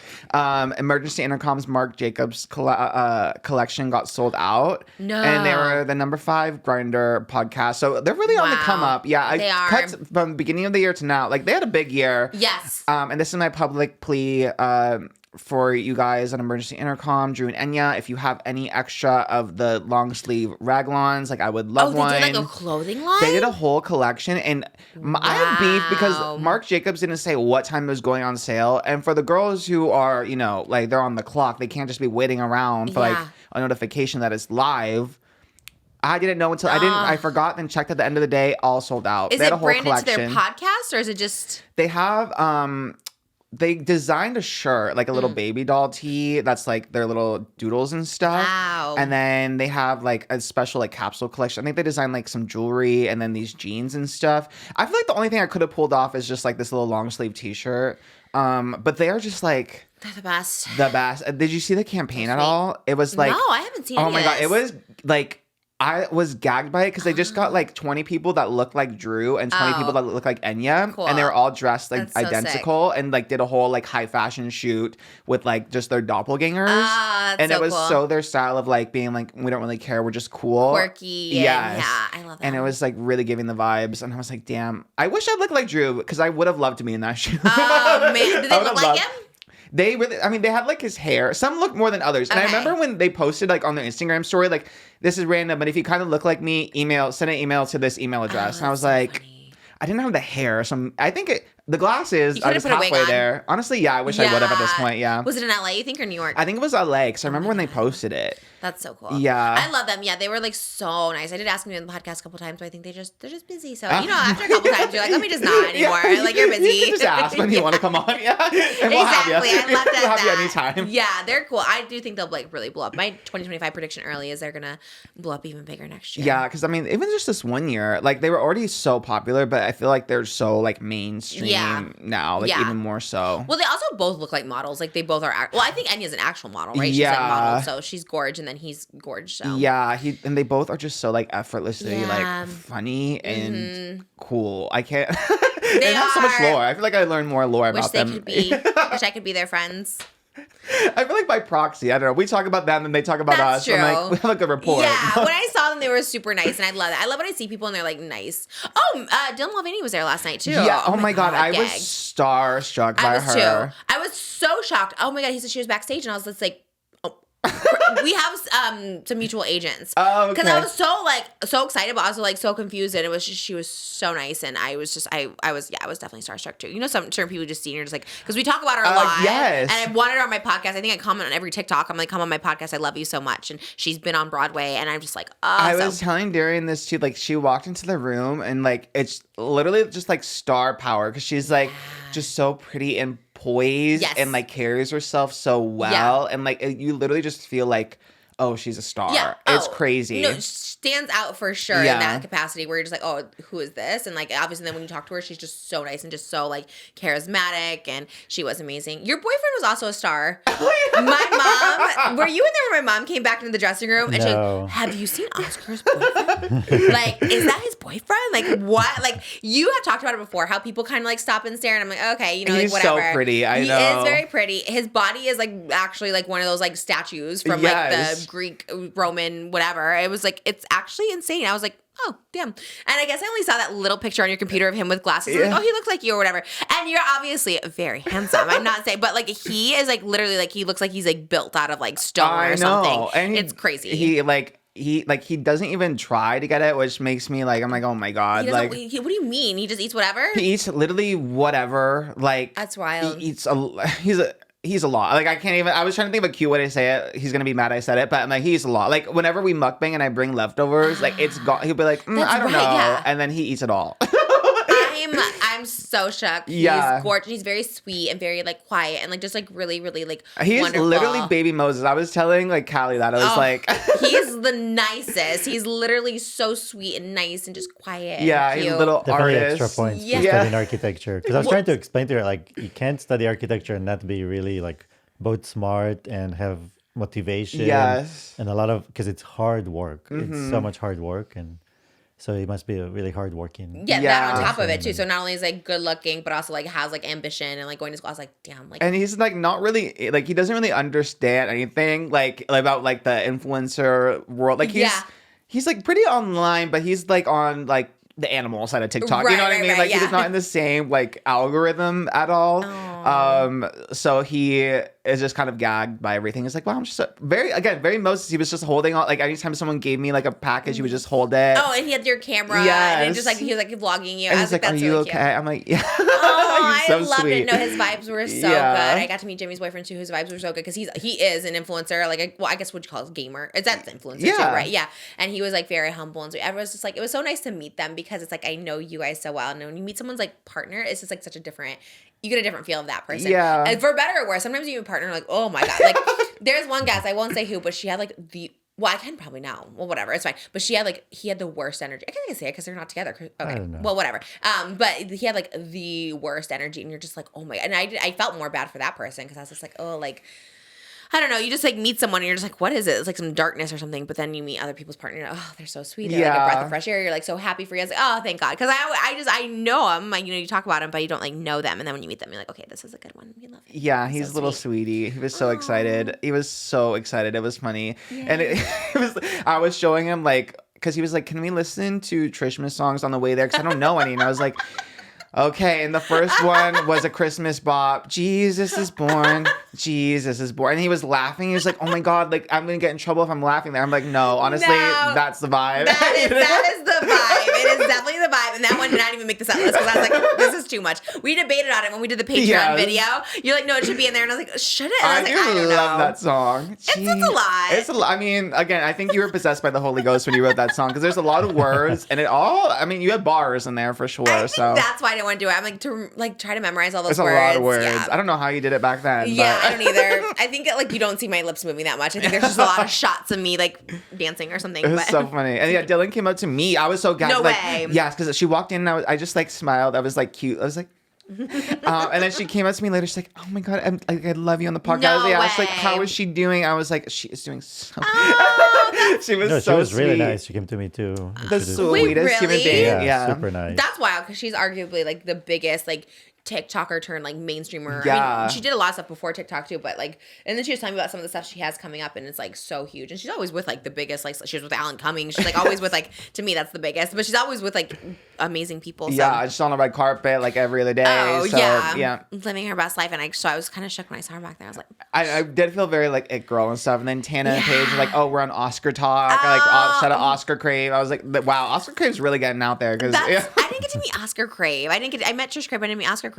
I don't know if he did the meet and greet. I think he was, he was in the audience. Was he nice? Was it? With his husband, I was like, wow, this is fierce. And really getting the coverage. Because thank you so much to Aura Frames for sponsoring this episode of Just Trish. We love Aura Frames. It's amazing. This picture frame is perfect for anyone in your family, including grandparents, parents, loved ones. Aura Frames are digital picture frames that you can update from your phone. So you can update pictures. They can be moving pictures. So you don't just have to have one picture in a frame. You can have a bunch of memories there for all your loved ones to see. It's really easy to use, really easy to update. We have them in our bedroom. Our kids love looking through and seeing all the stages of their life, literally from birth to my daughter is now 2.5 years old. She can see all the elements of her life, and it's really fun. In fact, I think it sparks a lot of memories. It sparks a lot of conversations.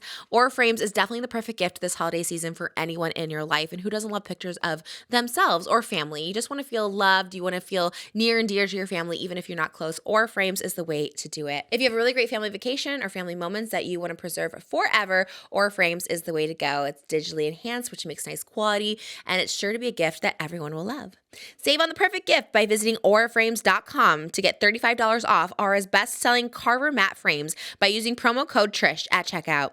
That's auraframes.com. Promo code TRISH.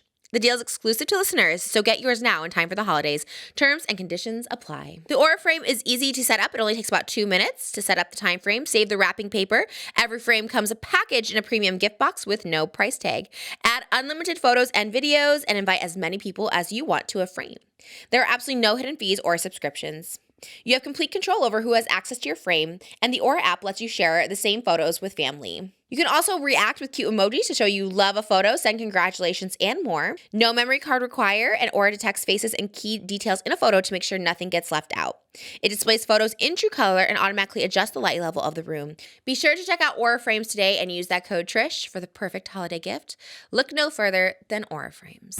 I mean, love Darian, but I told him I was like, okay, like if I'm like meeting people, just make sure you get it because I'm a vlogger now. Yeah. Content. Yes. And we get home and he sends me, he's like, okay, here's the footage. I was out there for an hour and a half. Okay, I was out there for an hour and a half. I want you to guess how long the footage is. 10 seconds. It was 27 seconds. Okay, 27's not bad. You could post like a minute and a half of a meet and greet. You can fast forward it, I guess, yeah. It's like one little clip. Not bad. And he was like, well, I didn't want to film people without their consent. I was like, okay, I guess that's fair. That's so funny. I guess. But I'm like, we got Trishmas. I think you're expecting. Yeah. It's like the filming they're area. filming you. Like they're taking pictures with you. I say that to Moses too when he films me. I'm like, don't film other people. Like, I don't know. It's like weird. But no, I think don't it's listen bad. to her. I just film. I just like. See, I think you need to train him a little bit. think, Film yeah. first, think later. Yeah. Yeah, I think maybe at like an event like that, like people are, you know, like when I do like like you're expected to like be on Yeah. camera with, and they'd be probably excited to be in like an Oscar So, vlog. I mean, he was really trying, though. I mean, it's only vlog number 2, so, you know, he's It still... can be awkward though. Like if you're the one filming, it's also awkward because people sometimes get awkward. You know, when they see like a camera, people can get awkward too. So maybe he was like, "This is weird" or whatever. But that's good. So when's your second vlog going up? Sometime this week, because I thought it was going to be a dedicated Trishmas vlog, but, you know, it's only a couple minutes of that. So, Okay. sometime this week, maybe Thursday. 27 seconds of it. That'll be cute though. I can't wait. Your first one was a bop. It's kind of a good? Trishmas miracle because I'm not a flop as I thought I would be. No, I was like, people okay, love damn. it. I like posted it late. I didn't even promote it. I'm like, here it is, Oh girls. my God. And, That's when you know you made it. You can post it any just in time of the there. day. Yeah. Like, me and cancel can just post like whatever. Midnight. I know. And penguins. When does he post his I random? literally think whenever the hell. Is he still around? He's still around, still getting a lot of views. Why do I ever hear about penguins? Like I never think he's hear. just covering things that you don't care about. So Okay. What's he cover? his last video was a review of the Craven movie. That's wild. Don't care. It's crazy how many people do care. Like how many views does it have? Like 4 million views? Probably a lot of views. Should I check? I mean, he really is actually the most. He is a Fascinating. mystery. He's an enigma for sure because he can literally just do. I'm also probably the most jealous of him. Like he's just sitting there like in a dark room with a white t-shirt, just like making videos about whatever, and people are watching. 1.1 million views. That's wild. 2 days ago. Wow. And that's what, Craven? Yeah, the Craven movie. Okay. Never heard of it. Yeah. Don't care. But I guess 1.1 million people do. I don't even. It really bombed at the box office, but I think people just like to hear penguins review movies. I guess That's crazy. There's just certain things I like will never get, but like I don't props get to it. you, mama. I guess. Yeah. Props, kudos to you, mama. Don't get it. Oh my, but cool. Love it. Another hot topic that I need to get into as well. Again, it's another Trish related topic. no. Is the Trish talks. I need to add this to my manifestation slides. Honestly, Trish Talk season 2. I need A comeback. and I need to be in one. That's my Yes. new manifestation. Yeah, Wow. probably What- the top of it. What role? Okay, but they're wild. So what They are do you want to wild. play? You guys, first of all, these videos only have like around 50,000 views, and I need them. I think if you post them today, I think they would have like 1 million because they are so good. You know, yeah, Trish Crave. We need Trish Crave to boost Trish them back Crave up. and Ben, they came to me and they were like, Trish Talks. Like, that, like you guys need to, they were like, how was it recording those? I was like, because I'm never, you know, on camera doing those things. Like, actually, it was the most fun we had as a couple It doing was fun. content, you know. And I was trying to describe to them how we would do it. And because she would write all the scripts. We would just like memorize it on the spot, do them. This but- is like fall 2021 when this is like my flop era. It's a flop era. Like everybody is just like hates me. Like nobody wants to see anything from me really. But I don't let it keep me down. Something's got to hit. And we were watching like so many Darmon videos, and he was getting like 4 million, 5 million. I was like, More. Yeah, I'm like, right, like literally, yeah, some of them like 17 million. I was like, I could do these. I could write these. So Darmon was our inspiration, and I really thought they would take off. I really thought this might be it. A little bit of satire, but there's also like lessons in them. I thought There are lessons, yes. there was some value in them. I mean, a little bit. Prob offense, probably delete later. There were some of them that were a little wild, but No, I you know, don't think any of them were too bad, to be honest. Okay. Yeah, my favorite one, I think. I literally did a live stream where I watched I was only gonna do a couple, but I was so into them that I had to watch. I had to binge. Did you I watch binge all of watched them? all of season 1 of Trish Oh, Talks. no. How many are there? I think there was only 11. Wow, we did 11. That's a lot, though. That's That's more a than I lot, thought. yeah. I thought we did like 3 or 4. No, there was quite a few. Yeah, Wow. but it wasn't enough. Honestly, I was like, wow, I really need a season 2. What's the best one? Your Tammy Faye one was really good. And this is what I clocked too, you guys. Again, the Trish Talks, if you haven't seen, which a lot of people haven't, but are must-view Trish media, they're on the Just Trish podcast channel. Just sort by oldest, and you'll find them pretty quickly. The Tammy Faye one, I can tell when Moses is into it, because that was the performance of a lifetime. And I literally had to pause and I had to tell everyone, I was like, he's involved in all of them, honestly. But this performance, there's something setting it apart from the rest. He And was I feeling clocked it. I think it's like when you have a wig, Yeah. the wig. And I was like, Yes. it's not great sensory wise, but damn, you got in character. Like the second he puts a wig on, a Yes. transformation, a physical transformation, what I emotional say. But also, transformation. we saw the Yes. movie and what's his name? Andrew Garfield. Andrew It was Garfield. Andrew Jim Garfield's Baker. boots, yeah. Yeah. I was like I had something to work with, you know, A reference, because I yes. saw him. And then in the show in Trishmas, there's the I Love You Jesus, and in clips in the background, they cut clips from the Tammy Faye. Yeah. And I forgot, like you singing, and I'm in the background, like dancing in the bushes. He like, was doing all feeling kind it. of- He took liberties for sure. Some of that stuff wasn't in the script. He's like, I'm gonna come back here and do this. I was like, okay, yeah, I love that. It was fierce. Another one I That's so love, the funny. gender equality one. Moses is a misogynistic basketball player. Trisha's repping for the WNBA. She's like, my guy, like girls can play basketball too, and non-binaries. And that was the tea. And then Trisha's a mechanic with a broken ankle, and it's like, you know, women she and would write. non-binaries can be mechanics. That is a very good, actually. I just went to a whole group of like non-binary theater people, and I was like, you know what? I kind of love this representation because I think it was definitely like an era of people like, you know, talking about non-binary, but I feel like we need to bring that back too, you know, more just like equality for all, like all genders and non-genders. Yeah, you know? exactly. I kind of love back then. I was really like, I still am. I'm still very into the non-binary era. I just had discussions. I think I had a discussion with BOWEN in the car actually, and it was like a genuine one. It wasn't even on thing, and I was just like talking about like, you know, kind of being confused for me personally. I'm like, I don't know. I feel like I don't really relate to any gender, and you know, whatever. And it was very like an open conversation. I really liked it. I really enjoyed talking to people about it. That's so interesting. I love that one, the basketball one too. That's a good one. Was it? What I'm did gonna he say? eat Eat crap. Eat that crap. Yeah. Like, I'm gonna, You were like, I'm people going to are eat like, that wait, crap. that doesn't make sense. That doesn't make sense. We had nothing to do back then. This was before we There were was married or kids. bangers. There was a Twilight one where Moses was Jacob. Where the hell have you been, Loca? That's the police, Jake. That's the police. You have to go. You have to go. And you were Bella, and you had the werewolf babies. Oh, right. And Mukbang was one of the babies.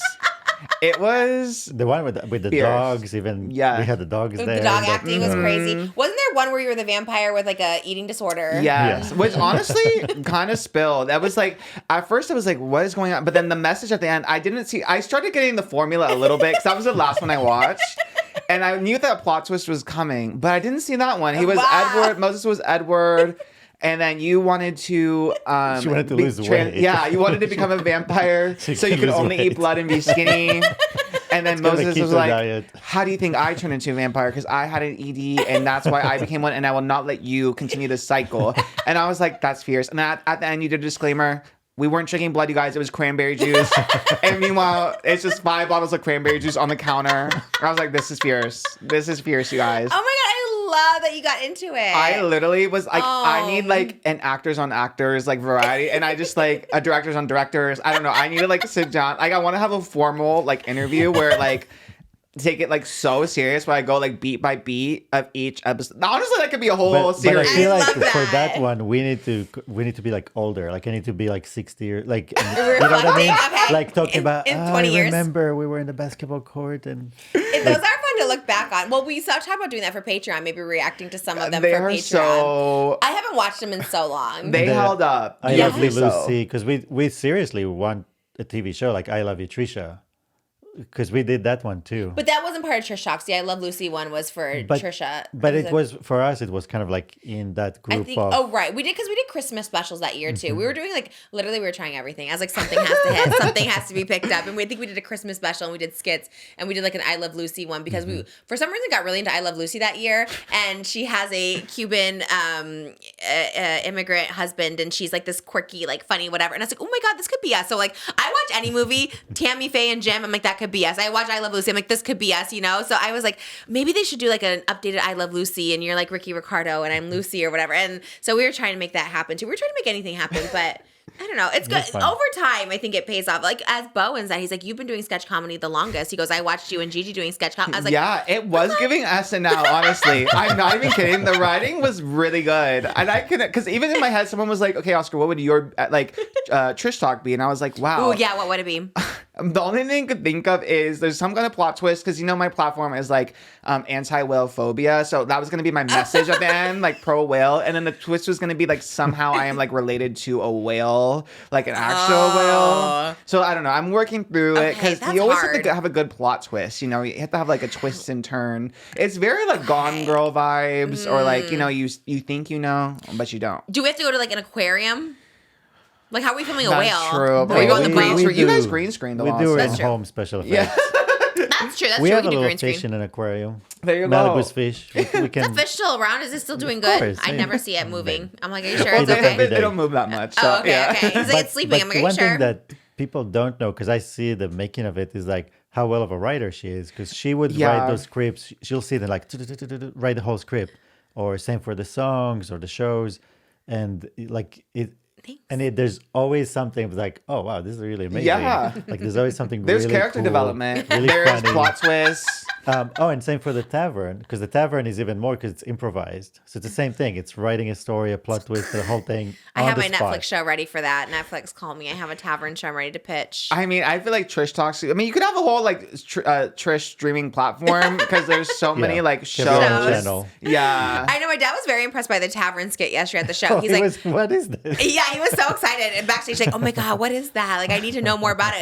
Because he's coming over for Christmas Eve. I got to ask you so many questions about this tavern. Like, that was so cool. What is it? And I was like, oh, it's the thing upstairs. Most He's like, yeah, I know, but like, where's the accent? Like, what is this from? And I was like, Yeah, no. just came up with it, Dad. I don't know. And some of our friends that came that didn't know about the tavern, they're like, where was that filmed? I was like, in our Did they? house. Yeah. That's so funny. They're like, what do you mean? I was like, yeah, I met her little tavern. I was like, how? I was like, I don't know. I went to Home Depot. I picked this one up, this one up. And It is really impressive though, because it does look like a bona fide set. That's the tavern so set. funny. And that was just like so random. And Lou Izzle, shout out Lou Izzle for doing the intro. He did that whole. Which is nuts because it's literally like high end Sabrina Carpenter Yeah. short and sweet tour. And I literally was like, okay, like, what do I owe you? He's like, I don't know, whatever you think is fair. I'm like, how much did you work on? I don't know. Like, what do you pay someone for something like that?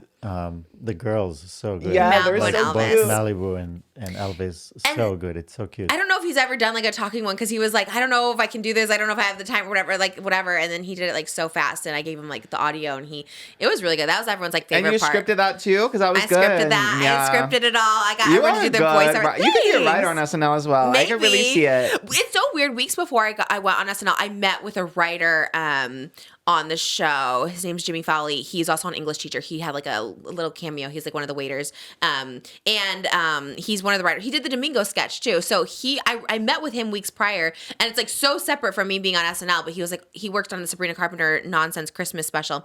And he's like, you should have a Christmas special. Like, I want to write it with you, like whatever. And it was like so cool. So we had that like, and he's like, just so you know, I remember telling you this. He's like, I pitch you all the time for SNL. And I was my like, God. okay, well, he's like, I'm gonna keep pitching you. I was like, well, okay. To me, I was like, that's like so wild. Like, well, obviously, I'm not gonna go on. Like, I'm not in any movies or anything. And literally, like 2 weeks later, that's when that happened, and it was so separate. I got to meet him there. Jimmy was there, but he didn't write the sketch, and I was like, wait, this is so weird and kismet and all that stuff like that. But his boyfriend ended up coming, and it was cool. So it was just a whole weird SNL connection. And speaking of English teacher, Jordan Firstman was there last night. Did you get to see him? Yes, I did. I got to see him. He was with Anna Collins. Yes, he was with Anna. Which is crazy. And Amelia? Yes. Yes. Yes. Oh my gosh. She's like, I don't know if you remember, but I took a picture with you. I was with Lily Rose Depp. I was like, say no more. We post it all the time. Yes. She came up and I was like, and Anna was like, oh, this is my friend Amelia. She's the one that met Trisha with Lily Rose Depp at the Grove. And I was like, Amelia, do you have that photo with you? And she's like, I think it's on my phone somewhere. I was like, you need to show Trisha this because she talks about this moment a lot. Like, it was, I don't told know. her. I literally was like, you don't know how validating that moment was for her. That's why when she said it, I was like,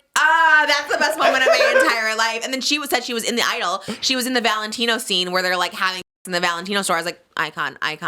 So it was kind of everything. I was happy to see her again. She was like just as beautiful because I was like, I saw all of them and they're all like these beautiful people.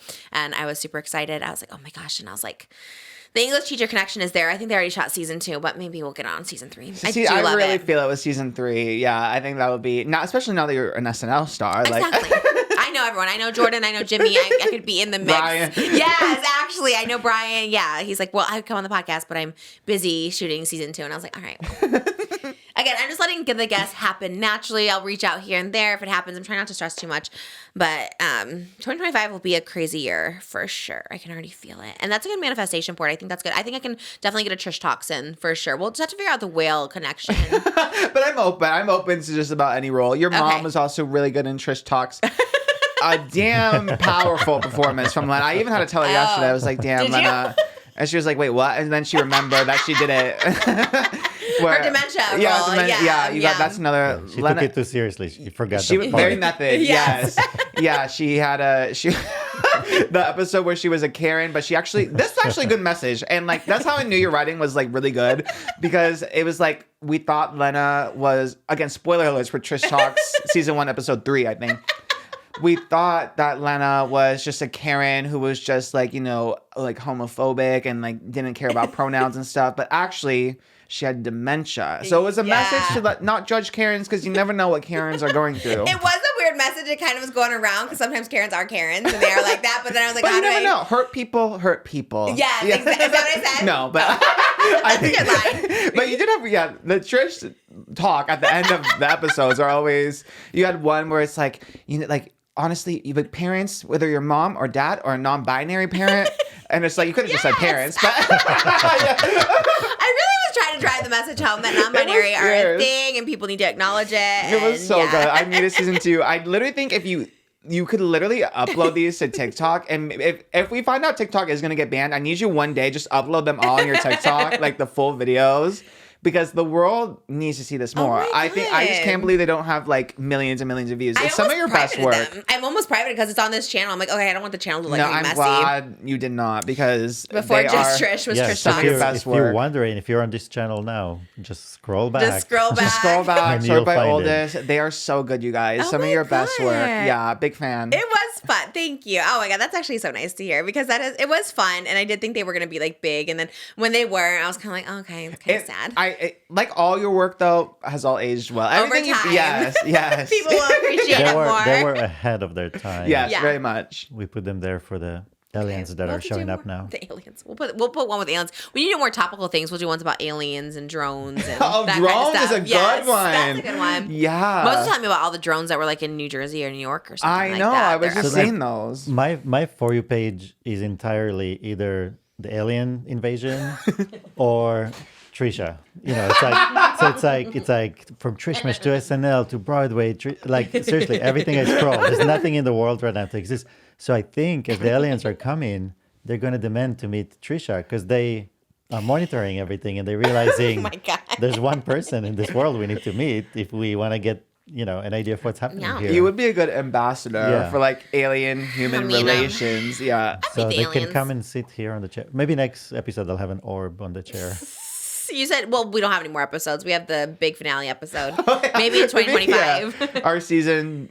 What is that? Our season 3? 2? I don't know how you do seasons. By years? Me either. I don't know. I think we're at season 2. I think we're like season 2 intermission right now.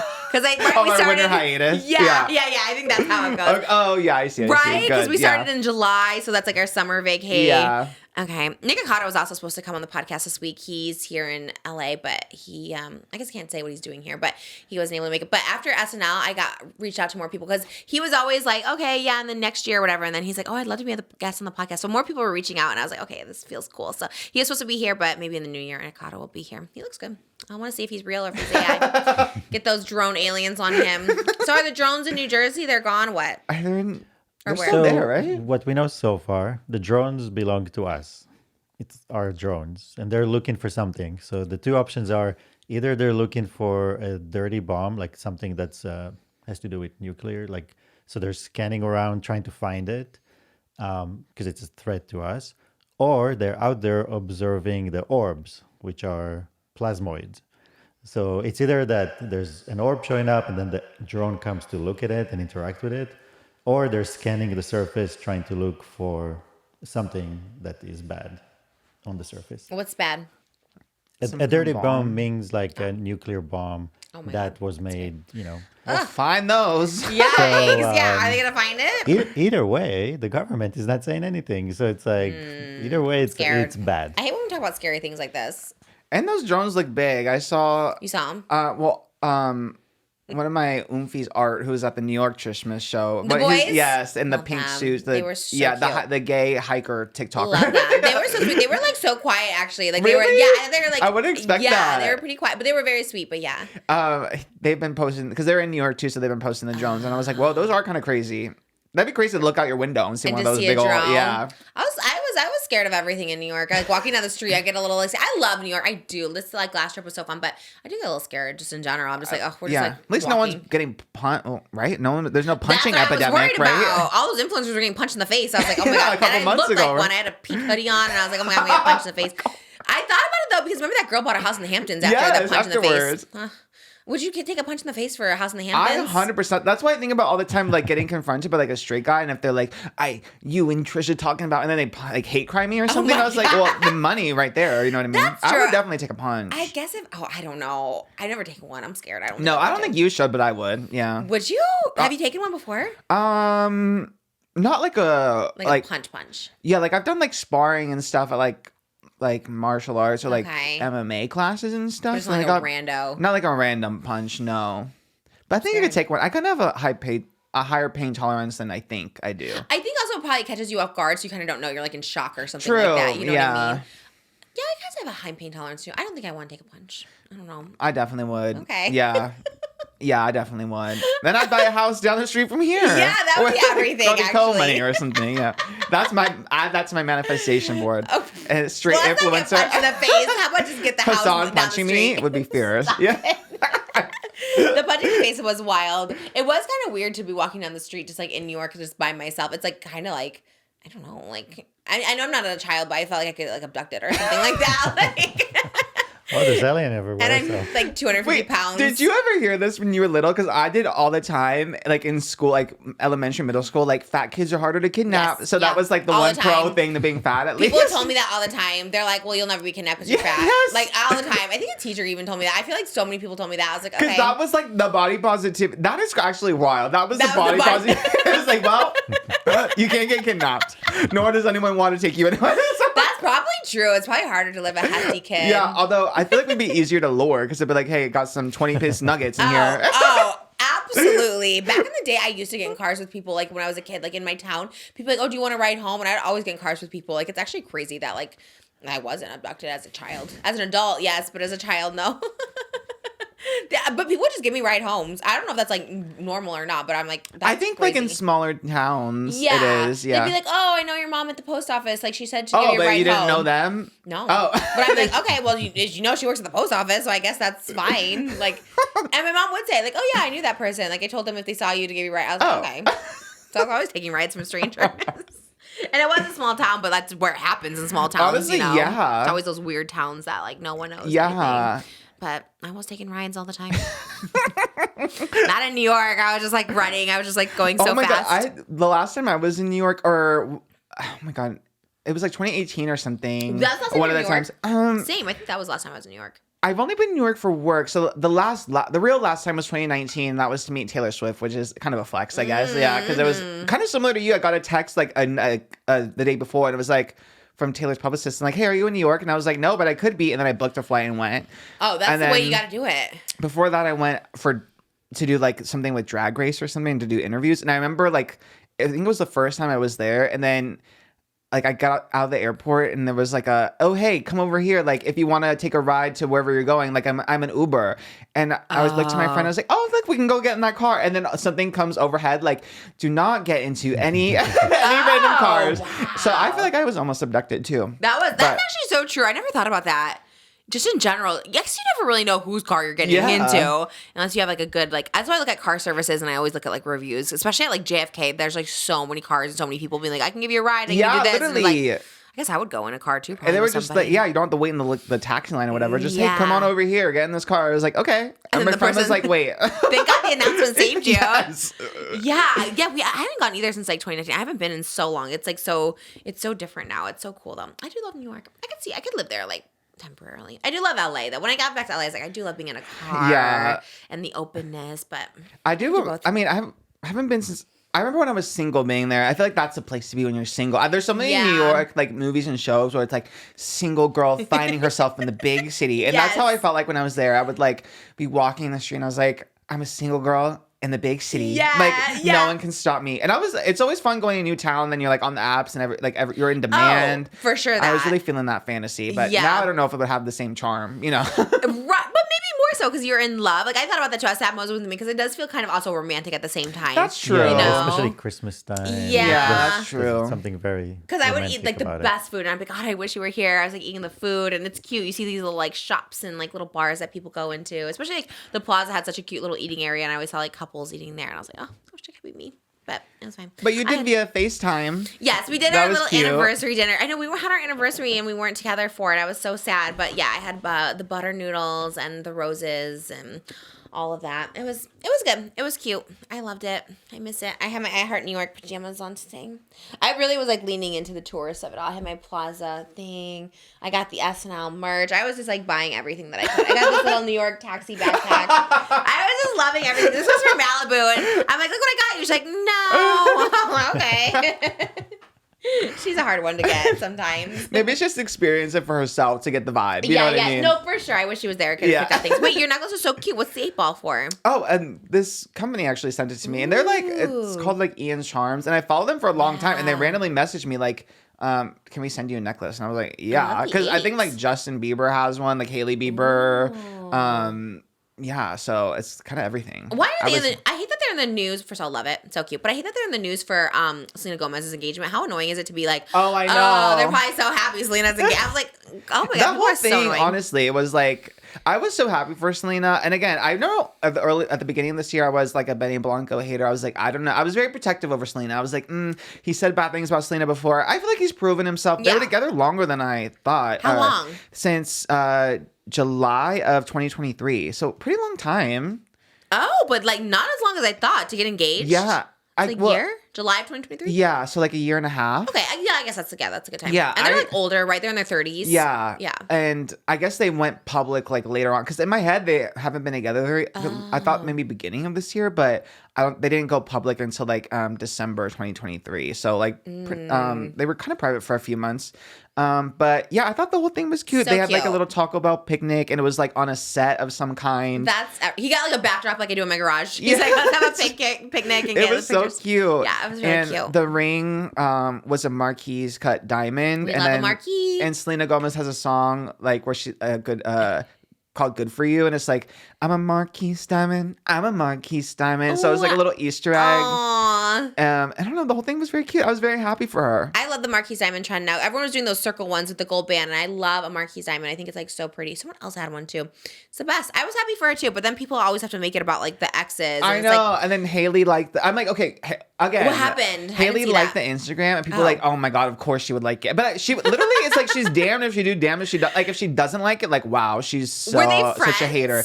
They just had like the Bieber beef, I guess. And then they kind of had a moment where they took a photo together at an event and kind of like squashed the beef. But then on Oh. TikTok, people thought they were hating on each other again. So they just Hot mess. have this like rivalry for a lot of it. Like, I'm sure there's some truth in it at some point, but I feel like they're older now and like don't really care as Haley's a mother. I don't think she's like worried about Justin leaving her. You know what I mean? Yeah. Like, I think she's good. That part of Parasocial is like annoying because it's like, Yeah. okay, like literally like leave them alone. And but poor Selena, people have been so mean to her too because she's like nominated for a Golden Globe for Amelia Perez. oh, and I then, saw the hate. Yeah, people are like hating on her Spanish in the movie. I'm like, you guys. Ooh, what are your thoughts on it? What do you think? Well, I haven't watched it, but I know the context of her character is she's an American who's not a native Spanish speaker. Oh, okay. So that's the whole character. She's not supposed to be like a fluent native speaker. I see. She's supposed to be someone who is like from America, and that's why it fits for her. Like it makes sense Okay. that she's not like speaking perfect Spanish. So people were taking like out of context and being like taking these clips and are like, oh wow, she's such a bad Spanish speaker. Okay. And like, okay, I think let me clock in actually for Selena Marie because it actually gets me worked up now that I'm thinking about it because everyone's like, when are we gonna stop pretending that this girl can act? I think listen, she's nominated for the Golden Globes for movie and a show for Only Murders in the Building and Amelia Perez. She's been nominated for Only Murders in the Building for Emmys before, Golden Globes before. Like, the acting is critically acclaimed. Like, even if she doesn't get the Oscar nomination, because it's like really tight this year for Best Supporting Actress. Oh, yeah. She's still going to be there. Her movie's there. She's a part of the ensemble. That's the reason why it's getting all this acclaim. If you think that Selena Gomez can't act, then it's just not for you. Like, you are the problem. If the critics think she's good, if like the fans think she's good, if like Meryl Streep is like leading her Oscar campaign. Yeah. her peers think she's good. She's in a show with like Steve Martin and like Martin Short. Like, She's good. Yeah. You can admit it's not for you, but the girl Yeah. can act. So just shut up. That It is makes me crazy. so mad. Yeah, she's like a good actress. Like, Yeah. yeah. So weird. I guess it's like, what are they comparing? I don't know. I think people do just if they decide they don't like someone or they think someone should be an actress. Like, we're just gonna hate on this person, whatever. Yeah, because like I feel like that would happen to you if you're like I could see you get like you can have like a big like mainstream like acting break and people are like she's not even a good actress, but I know because I've seen the Trish talks. I know that you're a good actor. You know what I mean? I'm ready for my acting break. I would have to take the same stance for you for your acting career. If it does good, if I flop, you have to be honest with me. But No, either way, I would stand by your performance. you for did sure. stand by my SNL performance. You were It was you're like the good. pose, the delivery. You act head to toe, even in the Trish talks, like head to toe, and like your face, like you emote like you can like feel the emotion like in your eyes. Stop. It is true. Like it's so. Like, I'm gonna be so delusional for 2025. I'm like, wow, I can do anything. Wow. No, but like literally, I was saying like if you pause when you're acting, you can pause at any like frame, like any time when you're on screen, like in a role. Doesn't matter how big or small the role, by the way. And you're acting and your face is emoting. It's very like it's the same feeling I get when I see like Ariana and Cynthia in Wicked when like you can literally pause any frame and they're so in character. It's the same with you when you're in character, even when you're playing yourself. Which is all the time, really. I did meet with the casting company in New York that does all the Ryan Murphy shows. So Fierce. I see it. They're You like, being how the have you not been in Luigi. it? You'll Oh. be in the because that show is coming. Oh, do you think it will? Who would I play? It's a Ryan Murphy special. I don't know. There's still like things that like we're still learning about him. Okay. I'll be like but the the mom fact or that something. he's hot and like sexually ambiguous and morally gray, I think it's a Ryan Murphy. Great. It's a Ryan Murphy special, so I could see you in there for Gosh, sure. Ryan Murphy. I'll do it.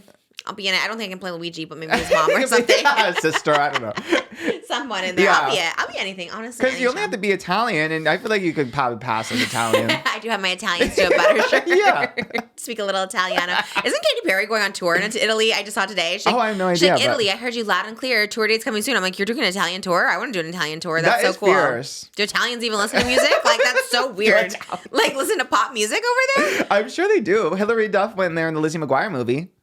But yeah, but they knew Isabella, not That's true. Lizzie McGuire. Like, they only have, to me, Italians listen to Andrea Bocelli and stuff. You know what I mean? Because every time there's a wedding, it's Andrea Bocelli Honestly, singing. T. Which I love. The Roda Mio. I don't know if I know much about like Italian music. I feel like they like Lady Gaga. Isn't she Italian?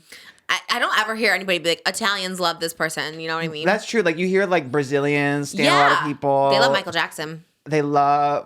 I feel like they love everyone, but everyone's like come to Brazil. Yeah, you Brazil know? is kind of the poppin', but like Italy, kind of like French people too. You know, like French people love me. That is so true. Germans love David Hasselhoff.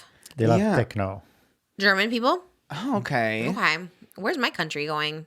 Maybe the Philippines or something. Oh no, I want to do Korea. I want to go to South Korea. I want to do K-pop. Jeremy write K-pop. He did a K-pop song. Wait, really? Yeah, and he's really good at it. And I'm like, can you write me a K-pop song? I was like Korea. South Korea. They Yeah, just like South Korea, Japan. You can definitely. didn't they do, just overthrow their dictator? Was that Korea? I think maybe North They're Korea. a little coup there. Yeah. It was no. I think South Korea. really? South Oh. Korea. Yeah. I know how to count to 10 in Korean. My Oh, do it. taekwondo. Hana, dul, set, net, asa, haha, yoku, biro. That's good. Yeah, I used to do it in karate. Didn't you have to do it in taekwondo? Yeah. Yeah. Did you, Hana? You didn't count? I don't think so. Oh, I loved it. I want to go to Japan. I want to go. We talked about Yeah, this. that's We have on to my do a vision Japan board, tour. too. I should put that on mine. I forgot to put that on my vision board. Yeah, Japan would be everything, especially during cherry blossom. Call Joey GRACEFFA. Let's do the cherry blossom. He'll be there, I'm sure. Do the cherry blossom season. Do you know what he did this week? He did something with a bunch of influencers. I don't know, but someone told me my hair and makeup person was like, oh, he called me to do makeup for like all these influencers. Like maybe Tana and like What? Yeah. He had that party that we were supposed to go, but we got invited, but we're gonna film, and then you had to go to SNL. Wait, we as in you and me, or you and Darren got invited? You and me, remember? No. When did we get It was invited? before Trishmas Live. It was like Oh. our last Hot Topics. Oh. But we were gonna film that day.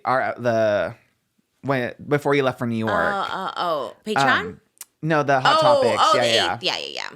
Oh shit. Yeah. But I don't know. Oh, this a secret project that we don't know about. I know. Like my makeup person's like, oh, he asked me to get like a glam like all these influencers, and I was like, oh, Oh, you're I doing wonder Escape what tonight. it is. I'll see when I'm seeing her still tomorrow. not invited.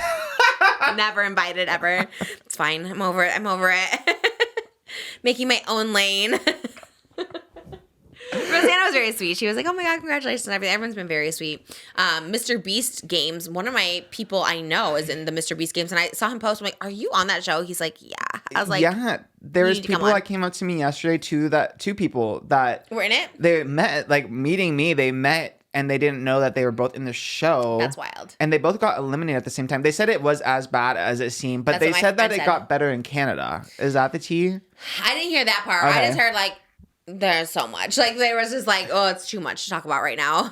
And And yeah, they're not allowed to talk until the show comes out. Oh yeah, It comes that's what out he this said. week. He can't wait to talk about it. Oh, it comes but out he this just week? can't. this week. The What premiere day? is I think Thursday, and the premiere is tomorrow. But today, when you're watching this, there's a big premiere, and I guess everyone's invited because they were like, "Are you going to the premiere?" And then she was like, "Yeah." Are you? And he was like, "Yeah." So I guess Where is all it? 2,000 people. I think Hollywood.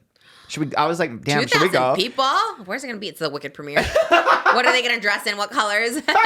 Yeah, I know. What is the dress code for That's- Beast Games? I don't know. That's so wild. It is. I can't believe it's still happening. I But wonder, yeah, I bet they plan that like because everyone goes on hiatus around this time. So they're True. probably like, let's do it when no one's talking about us. Yeah. You know the drama channels will. Dustin Daly, Adam McIntyre, someone's gonna comment it because they're I'm sure Spillstash will be there. I'm sure. Does she work nonstop, like around the clock? Like I through always see a holidays? post from her too. Love I see Spillstash. Sloan working. He's on vacation, still Oh yeah. posting. Yeah, he's like still posting in Thailand. I like, damn.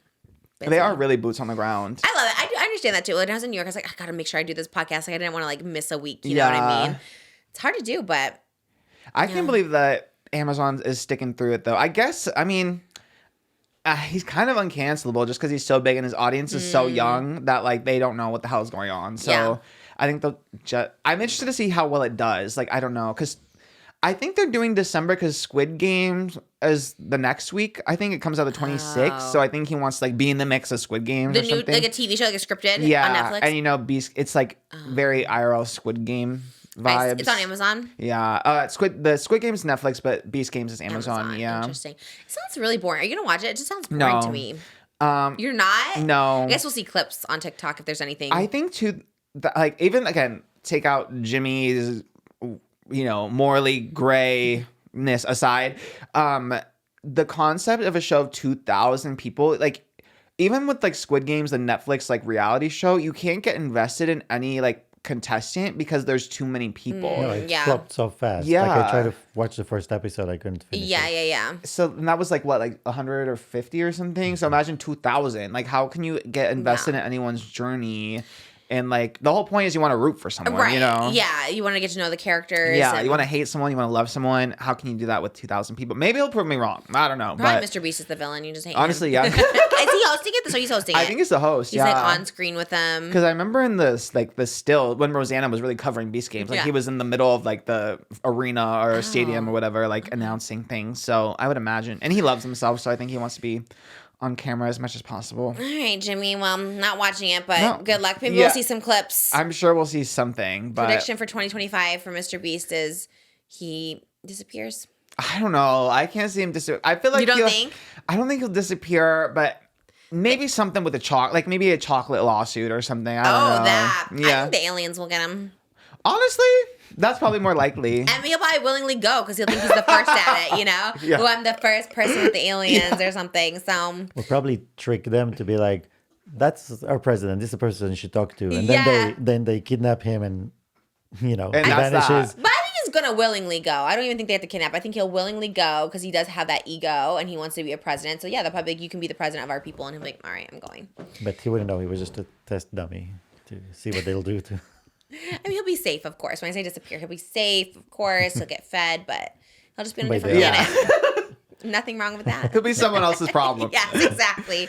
You did have another successful takedown though of a big high profile. Oh, no. Yeah. Not my intention. I'm so sorry. I feel like I just want to drift by. I feel like I don't need to cause ruckus anymore. What did I do? What is it? Well, you did cause beef with Elmo. You did call Elmo out for his problematic fat shaming take on Cookie Monster. Ooh. And now Apologize. Sesame Street doesn't have a home right now. It didn't get picked up by HBO, so it doesn't have a network to After air. the fat shaming After comments? that, yeah, after you called out the fat shaming of think? Elmo. I think you're kind of involved, to be honest. Wow, that power is It's a little, your manifestation power is a little too insane. real. I know. I got to be so careful with what I say Yeah. and everything.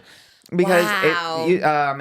it previously was on HBO / like Max, but they didn't pick. They already filmed the season 2 is the gag. Like they filmed this current season for the next year, but it's just not getting picked up. So they have all these episodes, but nowhere to like air them.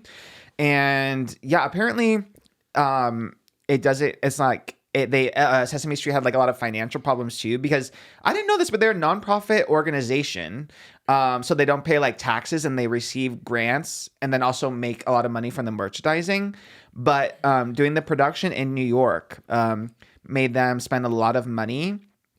And the show has a estimated $100 million in operating costs since they moved to HBO in 2015. So they just aren't making a ton of money. Yeah. This sounds like the biggest scam. I know when they say that you get grants and it's like tax exemptions. I'm like, what is Elmo up to? It's suspicious. It's like Mr. Beast Because their vibes. merch is everywhere. Yeah. And it's a lot. There's So no where's way. that money go? Who gets the money?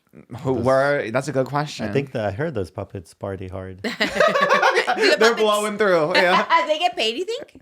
that's a good question. Yeah, Because, people like, get paid. People get paid. But so what's that mean, non-profit? Like who's making There's who's no the non-profit? like, it's not like there's no like Disney corporation that swallows all the money. Like everything gets distributed somewhere to somebody. That's so weird. I don't get it. I'm confused by it. Yeah. Well, it's a scam. Allegedly. in his Soon. opinion. In Moses' opinion.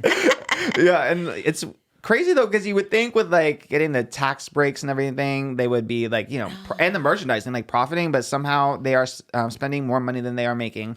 That's and wild. they have a whole season that they don't know where to air, and it's all happened after. And it's After you call it's a Elmo. kid show. There's one Elmo. There's one puppet. Like it's not like they're making new golden puppets every day. Like what That are they is spending all weird. $100 million on? Especially those Tickle Me Elmos. Those probably made $1 billion in I sales know, back in right? the day. Where'd that go?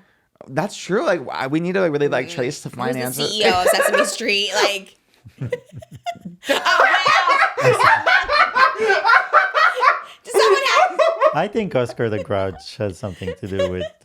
Oh my god, we should be Sesame Street characters. You should be.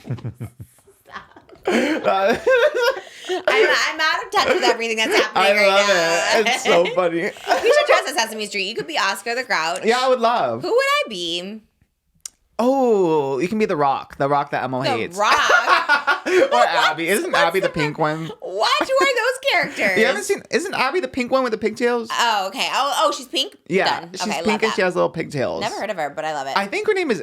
I could definitely be wrong. Abby? I thought her name was Abby, Is she but human or Just- like a puppet. person? A But I mean, pup- is she supposed to be? There's a bird and there's animals. Oh well, she's like Elmo. So is Elmo supposed to be a person? He's just a Muppet, I think. Okay, well but then- isn't Big Bird a bird? Yeah, T and like. And there's ducks, like Rubber Ducky or So the she's one. just a puppet. She's like an Okay, Elmo she's like a looking Muppet. one. Yeah. Who's Moses? I don't know. I don't know. I don't know anything about Sesame me Street. either. I was like- Are the Muppets in the world of?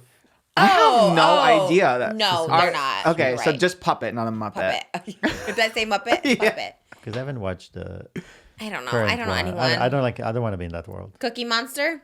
Oh yeah, Malibu loves the cookie. She Oh, be a does she Cookie really? Monster. Yeah, she loves a Cookie Monster. She'll be Cookie I make Monster. her laugh all the time because when he walks, like do do do do do do do. I do that and she laughs so hard. She's like, and then I eat like the "Cookies." Cookie Monster. She loves that. Yeah, Cookie Monster. What's Well, gonna happen when okay. she finds out you guys canceled Sesame? Like Oh my that Sesame God. Street's not on there. She writes a tell all. That's how she brushes her teeth every day. With Elmo Really? brush your teeth Oh yeah. song. What is it? You brush Brush your your brush, teeth. brush your brush, Brush brush your your brush, brush, brush. brush. She puts on Alexa herself. Alexa, play Elmo, brush your teeth. Really? Yeah, Yes, she's so smart. yes. I was like, okay. Alexa listens to her too. And she loves the brushy tongue. Brush your Oh my God. teeth. Yeah. Oh shoot, we did cancel Elmo and she I loves know. I it. was like, wait, this is. Damn. Keep brush your teeth song on there, please, because she Don't take it on loves. Spotify. Oh my god, that's so sad. I know. I have. Sometimes I have inklings about people. I think. That's true. You You are know? like really early too on the. Hawk Your TUAH? intuition is crazy. Yeah, I was always like, there's something a little off here, and then that crypto The scam. crypto thing was nuts. Also, I just love her exit where she's just like, I'm not gonna talk about it. She's like, actually, I gotta go to bed. Yeah, Bye. she was on like a Twitter space, and they were like going back and forth about the crypto coin. She's like, "Sorry to interrupt y'all, but I'm tired. I gotta go." And she just like hung up. She left, and he was like, I'm "Wait." gonna go sleep now. What happened? That's so wild. And is she gonna just come back like normal, just keep doing a podcast? I think so. I mean, again, I am empathetic in a way because I know that people are just telling her like, and she has no idea what's going on, and she's like, that sounds like a good idea. You know, it's like, it's just doing it. But also it's like, ignorance is not an excuse for everything, you know, especially when people's money is involved. When you're asking for people's money and like investments, it's wild. And to not say anything about it is actually crazy. But I guess people, like you said, people don't care. Maybe I don't know. I'd be pissed. I'm Me too. pissed. But I didn't also, even invest. I'm sorry again, not to victim blame, but I am a little judgy. Anyone who's buying the Hawk Tuah coin or whatever, I'm like, how could that possibly end well? I don't know. What? You have that much faith in Hawk Tuah? Like, I think we live in a country. Just a lot of people don't know. If you understand the idea of a meme coin, it's about community. So they create a community and they support each other and they raise the project together up. But usually the person that makes the community is not the one that's supposed to rug. That's what a rug pull. Like, they're the one that steal the money instead of like, they're the head of the community. So it's like, it's your leader that's the one that destroys the community. Because there have been a lot of those that happened in the past, but the community picked it up and kept going. But in this case, it's just so, and it was so blatant too. It's bad. I feel like we could have seen it from a mile away, though. The second it's like, oh, she's going to do a little coin, I was like, well, everything about the Hawk Tuah brand, again, not against Haley, it's just like the brand, machine behind her. The men behind it, for sure. Everything about the brand is like how to get as much money out of her while we can, you know? Yeah, it feels a little icky. It always was questionable, and then this happened. I was just like, yuck. Yeah. Hate all of and it. That's sad. She seems very sweet, but it's just like, the men around her, I'm like, what is going on? None of it seems good. She always has the opportunity to fix it and to fire the certain people, to explain what happened, just be truthful. But she doesn't seem like knowledgeable or capable of it. I mean, she said too that like this whole influencer world is like so new. I feel like she's literally figuring things out. Not even day by day. I think it's like minute by minute. Yeah, you know? yeah, like what's happening. But that's a bad one to be involved in. Like when you scam people out of money, that's like really bad. Yeah. Gotta get that money back somehow. But I wish her the best. We really do, honestly. Talk to a podcast. It's getting all the girlies on there. Holly was on, and I saw Tana was on. Like everyone's on their podcast. Wow. So. And Yikes. I heard them be like, we don't even really like doing the guests that much. Like we kind of just want to be by ourselves. So. Is that what they said? Yeah. That's like, okay. wild to say that. We're not really good interviewers. Like, I feel like we'd be good by ourselves. I like the awareness because the interviews are rough. They're very rough. It's very much like Hawk Tuah doesn't talk. Haley, she doesn't ever. Her friends ask all the questions. It's very rough to watch. But you know, podcasting isn't for everybody. Not everyone can be so quick with the words and fast paced. It's something fierce. I'm interested. I don't even know how to make a Hawk Tuah prediction for 2025. Because think about beginning of end of 2023. Could we ever have predicted the Hawk Tuah in the first place? No, never. No. So did she just come this year? Yeah. Wow. So my prediction is. I don't even know how to like wrap my brain around. She's just a conundrum. I think just because it's like she's gonna date a really big celebrity. Well, she's dating Pookie right now. You think she's gonna break up with Pookie? Pookie and her are gonna make it. They're gonna go for the long haul. So I think the engagement and a child is coming on the way. PR. Oh, maybe. I think her and Pookie are gonna break up, and she's gonna start dating Jake Paul. And Jake Paul will want to have a baby to be like his brother, and they'll have a kid together. Okay, that's fierce. Yeah, I don't know. Just a random. Yeah. Okay. No, nothing behind any of these. My predictions are always bad. That's when I'm good at manifesting myself. Bad at predicting. Other people, that I have no idea. But you know, we love, and you know, she's a girl, and hopefully she finds her footing, and someone's helping her somewhere. I know. And hopefully she gives a better explanation than just like she's tired, gotta go to bed, and can't answer this. I probably would do the same thing if I didn't know what I was talking about. I'd probably be like, you know what, I'm tired. It's like, what can you even say? I do feel for her in the sense where it's like, you literally have no idea what's going on. Yeah. You just have all these people telling you, you know, what to do and like putting your name on things. But you got to be careful with it. You can't just put your name on things willy-nilly.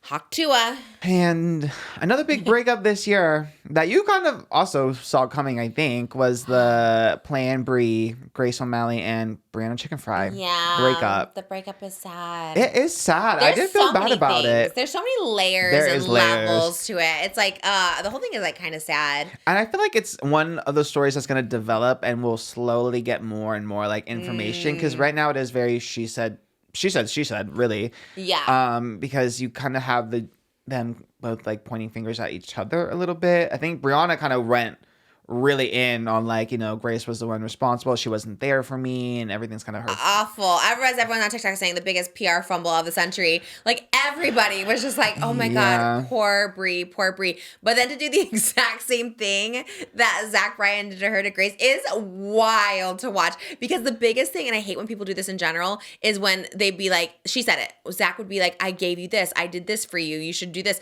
And then she did the same thing to Grace. She's like, well, I gave Grace her career. I gave Grace the follower. I was like, I hate when people do that and like hold it over your head. And she did the exact same thing. I hate the dog piling on Grace. You know, this isn't even because I don't really like Barstool. You guys know I have a little soft spot for Dave and even Bri I was coming around to. But the dog piling on Grace was actually wild. Like everyone unfollowing her, Dave being like, well, if Grace never posted those stories, it's like, well, she said Plan Bri is continuing and she didn't know what was happening. So she posted the stories. They weren't even that crazy. But for everyone to like pile on Grace and be like, well, Grace started this and Grace did that. And she knows she was doing with those posts. So it's like, I hate that. I think it's like bullying. And Brianna is just mean girl. She is just mean girl. Like she always has been. And she always like, I don't know if she always will be. I don't know how do you grow out of it? I don't know if she's just really insecure or what, but she's just so mean all the time. But I think also when you're a perpetual victim, and I've been victim so many times. I'm always like, oh, I'm a victim. And it's like, I think when you're just like that in your head, like you think you do no wrong and everyone else is doing wrong around you, but it's actually crazy. And we get it. You came out of relationship, but it's also like just because you got out of a relationship doesn't mean you could meet to somebody, you know. It's sad. It's the whole thing sad. Yeah, and I think the big thing that Brianna said was like, you know, when I was going, she knew what I was going through, like with the Zach Bryan relationship, and she like wasn't my friend through it. But it's like, damn, it's like, even if that's your friend, like if it's also like her, like if it hurts her mental health to like, you know, have to deal with Zach or like watch you deal with Zach, you can't really blame her for like having to separate herself. Like you already knew how she felt about the relationship. So he like yelled at her at the campfire, made her cry. Like in what world is it like, yeah, that to me was so wild. It's like, you don't have to stick around because just because you're being treated like doesn't mean I want to be treated by your person. There's only so much you can do when you have a friend that's in that. Like at some point you have to like look out for yourself. Like as much as you love someone, you still have to like protect yourself and your own peace. So I don't really fault Grace for that. And Brianna even was like, oh yeah, I was like dumb. Everyone kept telling me. It's like, okay, so like you didn't want to help yourself, but like everybody else is, you know, going through it too. It's just like sad because they have been friends. I saw a video of them from when they were like teenagers, and I was like, yeah, they really have years. Lifelong friends over like what, you know what I mean? And it's like probably all sad, but I guess the whole podcast ending, like the Plan Bri, it's like I don't know. Did Brianna start that by herself, or did she start it with Grace? I don't remember. I feel like it was like originally like Brianna's deal, and then she like folded Grace in. Is my memory of it. But also I don't really go here. Like I'm not really that involved with like the Barstool girls. I kind of learn everything secondhand. But Grace did like she did a stand-up show and she kind of referred to the drama. She said, sorry if I'm not myself tonight. I'm going through a divorce. It's a very common type of divorce with only a few minor differences. For example, it's not a marriage. It was a 15-year friendship. She's not keeping the house. She's keeping the podcast. And when it came to the kids, we took a very progressive approach. Instead of doing shared custody, we're letting the kids decide who they want to go with, kind of referring to everyone from the crew choosing like Brianna over Grace. But I guess they go with Brianna because they think she's more of like a household name, so everyone kind of just like goes with her, which makes me feel bad for Grace because she doesn't have the upper hand in this situation. Yeah, it is. It's just sad to see. Like I don't know. I feel like it happens a lot with like friends who do podcasts that are like about their own personal lives. I think too, it's kind of the trend because there are like friends that like childhood friends of like that length. For us, I feel like it's like we both are just so to ourselves anyway that we get here and it's like such a key. You know what I mean? It's a key. We're older. We're like more normal. We don't really care. We don't care at all. It's not that deep. We don't do personal stories. Yeah. We just like to gossip and have fun. And we're both like come from like a professional world. So it's just very that. I think, starting a podcast with like a friend or even like I said, like a relation, like a boyfriend or something. It's just like, it gets too personal, especially when you talk. And then it's hard. It's a hard thing because at the end of the day, when there's two podcast hosts, if one person's just over it, you can't force the person to stay. You know what I mean? Which is like kind of hard, you know? It does suck. I think Grace has enough fans though now that are gonna like support if she does. People love like a good underdog story. And I feel like she's gone through it a lot like the past few months too with like, you know, the whole story about like the essay and stuff. Like I think people have really clocked in and supported her, which is good. Brianna's like what we see in the public has not been a good friend, like at all. Like the way she acts and they're like, oh, that's just me and Grace's relationship. But like from the outside, we're like, girl, I think maybe you're the toxic one in this friendship. I know. And I feel like I feel bad because I was like really coming around to her too. And I was like, everything she's been through and stuff. I was like, it was like the girl power like moment. Yeah. And I was like so on board with like the redemption arc and everything. And it's like, this all makes sense. Like I was really rooting for it. But I was like, damn, I really feel for Grace. I really do. Especially like you said, the dogpiling, everyone unfollowing her. The unfollow speaks volumes. You could have just muted the girl. I know. You could have unfollowed her. The unfollow is wild while you're in the Eras tour with Brianna. And then for Dave to like also be like, oh, we probably should have had Grace here. Yeah, you probably should have. Don't just like do Get this one one side. side. Yeah, that's like not cool, not whatever. He seems not Bang it. Wow. Whoa. They brought so much bangin' buns. Oh my gosh. We might have to take I know we're like almost done with this episode, but I really do want to eat some of these me chickens. too. Yeah, I'm like starving. Wow, are these it? Should we start the Patreon and eat Yeah, it? we should start the page. Let's just show it on here, though, on the main one. Wow. Wow, it's so cute. Oh, these have no food in it. Oh. Oh, there's the merch from the show. Yeah. Trisha Paytas banging. Oh my God, this looks so good. So this is like little prop ones. Do they bring food though? I was like, yay. Okay, you guys, get the Bangin' Buns box at North Hollywood location. Ask for the Trisha Paytas Bangin' Buns. I'll do a little like phone thing with it. That looks, I'm so excited to eat this. All right, we're going to go to our Patreon, patreon.com/justtrish if you guys want to check out us eating these Bangin' Buns. And we have a lot of extra stories over there today. Stories, We have a lot yeah. over there today. And Isla's coming soon. Isla's coming. But we should do, we're going to do one more hot topic after. Yeah. Okay, so I'll do the Isla introduction. Yeah. Now. Okay, so we're going to go eat this Bangin' Buns now. We're back. We had to take a little pause in the action to eat some Bangin' Buns. It was so good. And we had chocolate, and it was just like, God, I love Christmas time. You know, if our vibe's a little different, it's because we were more so freaking full We're now. happier now. I know. I was so hungry before. That's true. You were kind of going in on break. Yeah. We'll see Love what you and do. light. Love and light. Dave and Bree. Just date already. Just date. It'd be so much easier. Dave needs to step down as CEO of Barstool because obviously he can't be not biased because you like fired someone over like a Brianna comment for like 35 seconds. So step down, date Bree. You guys will be happy ever after. That's She'll an be happy. interesting, yeah. That's it. That's the solution. Figured out. All I needed was some food. She did a little blow. The meanest thing she did was when she was talking to Grace and how she's like, Grace has never had a boyfriend, so she I doesn't was know. thinking about that too. I think I've just been Grace so many times that it's hard for me Same. to like to think about the other perspective. I'm sure the truth is somewhere in the middle, right? But I've been in Grace's position where like you were the one that you're like the underdog, not really appreciated fully, you know, and think that you can just be fine without them. You can move on up. But Yeah. I've been that girl too often, so I have to same. stand with her. I think that's what everyone does. And it's just like Brianna's track record has just been mean girl. And you think like sometimes, you know, when you get humbled, like the Zach Bryan, obviously, like she obviously was a victim. It was very awful. But like, you know, you get this sort of like reality check and you're like, damn, I really was. She even says like, I was really out of it, like whatever. Then you think, okay, you have to learn those lessons. You kind of appreciate the people around you more. But then just to be, because what did Grace really do? She just made those posts, said she was blindsided, the same way Brianna said she was blindsided by Zach. Yeah. And, you know, I don't mean, think Grace's stories were that crazy. I I mean, don't think so either. I think it did make people be like, oh, like that's like a bad look on Brianna. But it wasn't anything like, I feel like it's worse for Brianna now, right? Because now I feel like people are more like, wait. Especially because Brianna just like went in on her for these stories. Then Dave like, she done posted those stories. Like, it wasn't that bad. She was just kind of like, damn guys, Her this side sucks. of the story, yeah. Yeah, she's like, this kind of sucks. I thought we were going to like announce it together. Like, I don't know. And it probably does suck. You have a successful podcast and it does suck when the one person's just like, I'm just done with it. And you're like, okay, but what about me? Yeah. It does suck. It's all awful. Anyways. Wish Brianna luck. Maybe she should. I don't know. She seems happy in a relationship. She seems to like be that. So I don't know. Maybe she'll leave Grace alone. Yeah. You know? Yeah. But it's sad when you're friends for that long.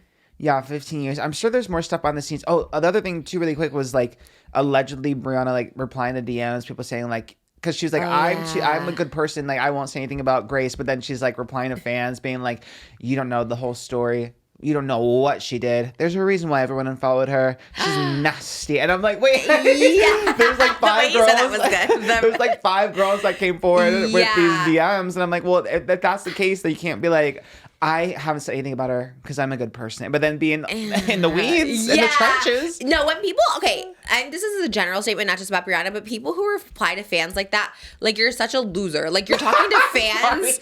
Do you know what I mean? Like, what? Like it gives Colleen vibes where she's like talking to fans about her divorce. I'm like, what are you doing? Like, why are you telling these people who like you and idolize you and all this stuff like that? Like, why are you trauma dumping? Why are you trying to like get them on your side and manipulate them? Like, they're just like, leave them alone. They're like fans of you and stuff. They just want to like, I don't even know what the message was to her, but it's probably like, oh, like maybe it was something like, oh, Team Grace or something. But you know, you just don't reply. It's like so easy to like not reply to those things. Just not replying. It was along those lines. It was like people being like, girl, just apologize to Grace, blah blah blah. Yeah. So just ignore it. Like if people don't know all the sides of the story, you really don't have to share everything. There's also so many steps to go into that folder. You know what I mean? It's like you have to go through like 3 steps to get into that folder of just like random replies. So right, yes. It's like just don't go there. That's what I'm saying. When it's like the most random, they're just replying to like all their DMs. I'm like, you are such a loser. Like you're so, especially bringing someone else down.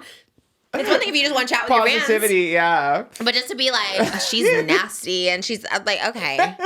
It's giving. I can honestly say I've never done that to just like random like person with like 30 followers that just like likes me and I just like talking up. Like even if I like hate people and I want to go on rants, like I've never done that. Like just like I don't know, just say it out loud. Just say it with your chest. Like that's such a weird thing to do. I know. Very it odd. makes me sad because I guess I'm just naive. Maybe I'm naive. Maybe I don't know. I was like really trying to like get behind Brianna and like I don't know. Same. I saw everything she went through and I was like you were saying when she was going through all like the controversies before, like damn, she must be going through something. But now you're kind of out of it. I mean, you're still reeling from it, obviously, but you're getting all the love now, and then to go backwards and be like, actually, F my best friend of 15 years. And do like a tell-all and be like, I had everyone unfollow and Dave and not inviting her on for her side of the story. You know, like, it's just like, that's just mean. And also, at the end of the day, you are dogpiling on someone. Like, if we had a breakup and all of a sudden I'm just like attacking you and I'm like, everyone's unfollowing Oscar and like Jimmy and everyone just unfollows you and be like, yeah, we're all gonna like just ignore him and be like, oh my God, something's wrong with him. Like, it's weird because no matter what, not to say like you're the underdog or anything like that, but it's like if I have an upper hand of like followers and I've been around longer, it's just like, it's bullying to be like, oh, this. It's happened to me. I mean, I've been on the end too where I'm not as popular. You know, it's happened multiple times. When I left the vlog squad, it was a big one of just attack, and it's happened so many times, and whatever, it's fine, but it's not fine. It's actually traumatic. It's actually traumatic and bullying and mean. Those are high school bullies. I mean, I get it. Gabby Hanna hit so many times because they are. People are so mean, and like for Brianna to do that, it's like, okay, already you did take away the podcast in a way. And my heart says probably Brianna did start it. If the name is being Bri, I'd have a feeling she probably started it, like we were saying, and brought Grace on board. Yeah. So maybe it is hers to like say what to do with, but at the same time, you like have this person, you do have some sort of responsibility too to like be like, okay, is this what we're doing, whatever. But because it did become a big part of her. It's like they went on tour together. Yeah. No, it becomes a really thing. It's so hard. Those are really hard. And then when your friends on top of it. Moral story, don't have friends. Honestly, yeah. I love not having friends because it's like so not drama. I get my social hour with you, Jimmy, Glam, like everyone I work with. It's perfect, and it's just that. Then it's just like great. We let's see each other. It's wonderful. And I feel like this is like a normal. I don't know. Maybe we're crazy. In my head, this is like a normal adult friend because like the people I talk, like I'm friends with, that I say I'm friends with and stuff, like are people I work with because like I'm just around them a lot. Yeah. We like commiserate. We like you go through all the ups and downs of life together because like so much of my life is work. Yeah. And then you have your relationship, and then I'm like I get like my friend meters good, like love life meters. Everything is like good. I don't know, but then some people are like, oh, because I feel like you and Tana got that a lot like last year. Like they're not real friends; they're just like work friends. But I'm like, all our friends are work friends. To me, that is like the realest friend you could have. I love it, and it is. It is like that, but it's not like. I wouldn't do a podcast or like be around someone I didn't like. So it's like, I like those work friendships. And I've had real friendships that ended up being awful, you know, like Shane or any of those people. And I'm like, these suck actually. So I know. And still, even though like I technically work friends, but then anytime something big happens, you're the first person I tell. I'm like, that's kind of like the real. Same. No, same. Like yesterday too, I was like, okay, who do I want back there? It's like you and Tana. It's like those are my friends. Those are the people that I like. Yeah. I choose to be around. Otherwise, I wouldn't do podcasts with you guys. See, I'm glad we're like, I feel like. I think we're the normal ones, to be honest. So too. Everyone else is having these fallouts and dramas. Because it is a lot. It is murky because I do think you owe something to someone too when you're like best friends since like before Bri was famous, all this stuff like that. Because there's such a like a loyalty. It's like my sister or like anybody. It's like there's no way I would ever be like, oh, Callie, I've given you your audience. I've given you so much because like we've just been in each other's lives. Like, she's just been there from the beginning. So it's such a weird thing to be like that to someone that you just, in general, but also someone you've known like a sister since you were a kid. It's like kind of like a weird and ugly thing to say. And someone who's also, in a way, kind of a victim of your boyfriend too. You know, Absolutely. like obviously not the same effect, but she still was like yelled at by him. For sure. Terrible. Enough that she was like, I don't want to be around Bri. And that happens to so many people. But yeah, it's like, I would never throw my sister under the bus. And we fight all the time. Not all the time, but we fight a lot. And like, or we have big fights, and I never like would take it to the internet because it's just like so weird. And I think too with Grace, I'm like a little bit extra protective because I know what it's like when you were like the bigger girl too. And like obviously Grace is like beautiful, but I feel like she makes her thing to be like the funnier one. Like and like because every time you're the bigger one in a friendship, it's like you have to be the funny one, you know? Oh, totally. And like you are just taken not as serious when you are that girl, you know, like you like when it comes to like opportunities and stuff, you get like if they don't go to Brianna, then she'll get the leftovers or whatever, you know? Totally. And to have to go through that and then to have like the girl is supposed to be on your side, like not be on your side, you know? That's like, it sucks. And it really does suck. My bet is Brianna was definitely making fun of my body. That's why when I saw her co-host, I was like, wait, you were told, she like fat shamed me during the OnlyFans thing or whatever like that, like just being like how disgusting my body is. Meanwhile, obviously, like when I saw Grace and her being friends with her, I was like, that's so mean, girl. And I was like, you're making fun of someone's body. And meanwhile, like you have someone that isn't like a size 0 either. It's like so weird. And like, how does Grace stand by that? Because I'm sorry, if someone's mean to a fat person, being a fat person myself, I'm instantly like judging you. I'm like, you're not a good person. Like, to me, that's like the most lowest hanging fruit. There's a lot of low hanging fruit, obviously, like someone's race and sexuality and all stuff like that. But like also weight is just such low hanging fruit. And if I'm someone who's bigger and like they fat shame somebody, I think that's like literally the most rotten person. So I always like question Grace. I was always kind of like not questioning her, but I was just like, damn, you're really standing by this girl. But like seeing it all, I'm like, she probably didn't know. Maybe this girl's like two-faced or whatever like that. I hate it so much because she is nasty. She's been nasty about people's appearances, Brianna. And it's like, it sucks because I actually DM'd her and I was like, girl, I'm so sorry. But I think two things can be true. I think you can really feel bad for what happened with the Zach Bryan. And I think she was going through it. Maybe she still is. Maybe she's having some like aftermath trauma, which could it's happened to me, just spiral. Actually, you know what? Yeah, because it is a lot of life changes at once. Yeah. Because I don't want to... Again, I could totally be in the wrong because I don't like fully go here, but I have trouble writing off Brianna like completely. Yeah. I really, maybe it's the holiday days, but I'm like, I feel like she's gonna come around. It's so many life changes. It's like the boyfriend, career, like Dave is leaving, like you're moving, and then all of a sudden you have more eyes on you, and then your friendship, and then your own podcast, and you're starting another It's so many life changes that maybe is some kind of like, you know, it's just like she's not fully being. Like, she's not taking in all sides of everything, you know, and she's kind of looking for someone to point fingers at. Yes. And it's easy to point fingers at the person who's been by your side for 15 years. A little bit of benefit of the doubt, I guess, because I want to like her. I really do want to like her. But that's seriously why I call her out, because I do think, like I've said so many times about my own career, is like when people like call you out, like after a while it does seep through where it's like, maybe I'm doing something wrong. Maybe I'm the problem. Yeah, like you do realize that you're like, wait, because even if it's like not your intention, maybe she thinks she's like doing the right thing or she's saying the right things, but it's like, girl, no, everyone is coming down on you and being like, this is not the way to go.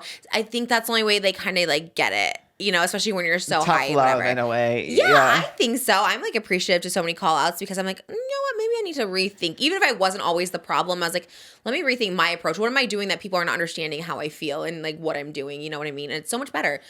Whatever. I think there is hope for her. I think so. You know, really people like her. People want to like her, and obviously she's funny and she's successful and pretty and all that stuff like that. So I want to like her too.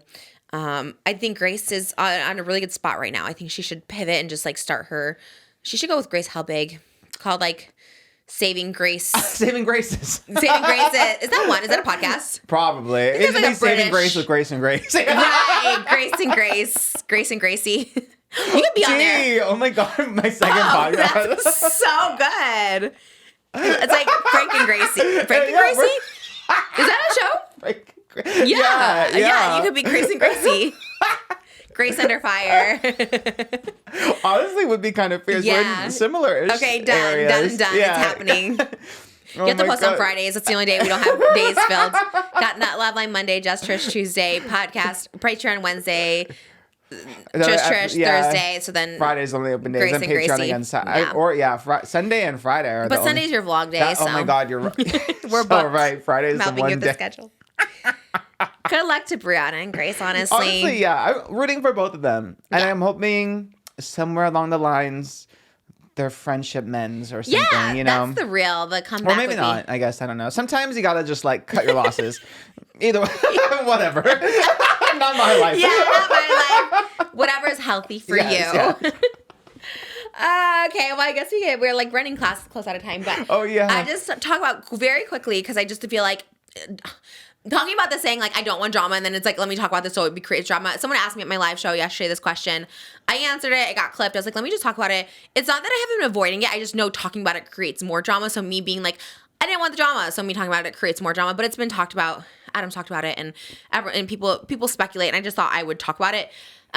And not to go into 2025 because literally all the comments are always like, where is the Jeffree episode? Which is kind of like camp at this point now. It's kind of like the Rainbow Birkin. It's kind of just like the comment we get. Kind of like Moses, where are the cats? Like it just becomes a thing at this point. And what if we just kept teasing it? Like the Jeffree episode coming next week, you know? But no, it's really not that deep, not that serious. I've actually like talked to Jeffree. Like Jeffree's like, if you don't want to post the video, like it was a while ago or whatever. And he's like, if you don't want to post it, like I understand. Lots of like reasons went into this. What I realized doing the podcast is obviously our beef or whatever is so minor compared to things. We talked about Dramageddon, and to us it was just a fun little key. Like to me it was like so almost like silly. It was because we're not involved with it. I was like, God, this is actually so silly. There is a lot of like darkness to it before even the Jeffree of it all got involved. But then Jeffree was here, and I realized like it's not a cute key for him or like other people involved. Like there's a lot of like, I won't even say bad feelings. I think there's just a lot of unresolved feelings between everybody.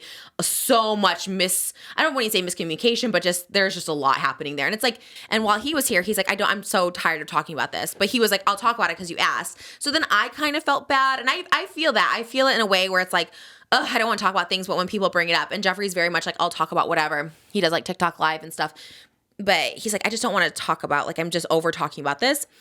So then after like sitting on it for a while, I felt kind of off on the video because again, I don't want to be the Dave and Bri without Grace. You know what I mean? It's like there's so many parts to the story, and I was not involved in it at all. I don't know any of these people involved. So I'm like, let me just not have this where it's like so many people are hurt by it. There's so much like darkness, there's so much hurt. I've heard Tati's side, James has been quiet, Jeffree's side, and it's just all very murky and sad, and everything's really sad and kind of none of it really ends well for anyone. So for me, everything's been like good vibes. And I wouldn't even say Jeffree was bad vibes, but just overall, you know, I listened to you guys and kind of just gauge the situation. And I saw that he went on canceled, and, you know, in general, it just wasn't something I wanted to like partake in anymore. Like in the sense of drama, like I feel like we were in like different places. I'm in a very different place. And I was like, oh, I just don't want to bring that up, especially when it involves other people and it's like so heavy. When we talk about drama on here, especially Dramageddon, I feel like it's a key. It's like funny. We keep it as light as possible. And if there's any dark stuff, we try to like not talk about that. But I feel like it just was a little dark and heavy for so many people involved. So, and I don't know if anyone really knows the truth. When you say two sides to every story, I think there's like 6 sides to these stories. And I think like everyone says the truth is always somewhere in the middle. No one, I'm sure this will be like the biggest unsolved mystery Dramageddon because we don't know like the full truth of everything. There's so many parts, so many layers. And I don't know, I think just for me, it was just a little too heavy and a little too serious for what we do here. I love this platform of just entertaining people and not having to evoke negative emotions out of people and be drama.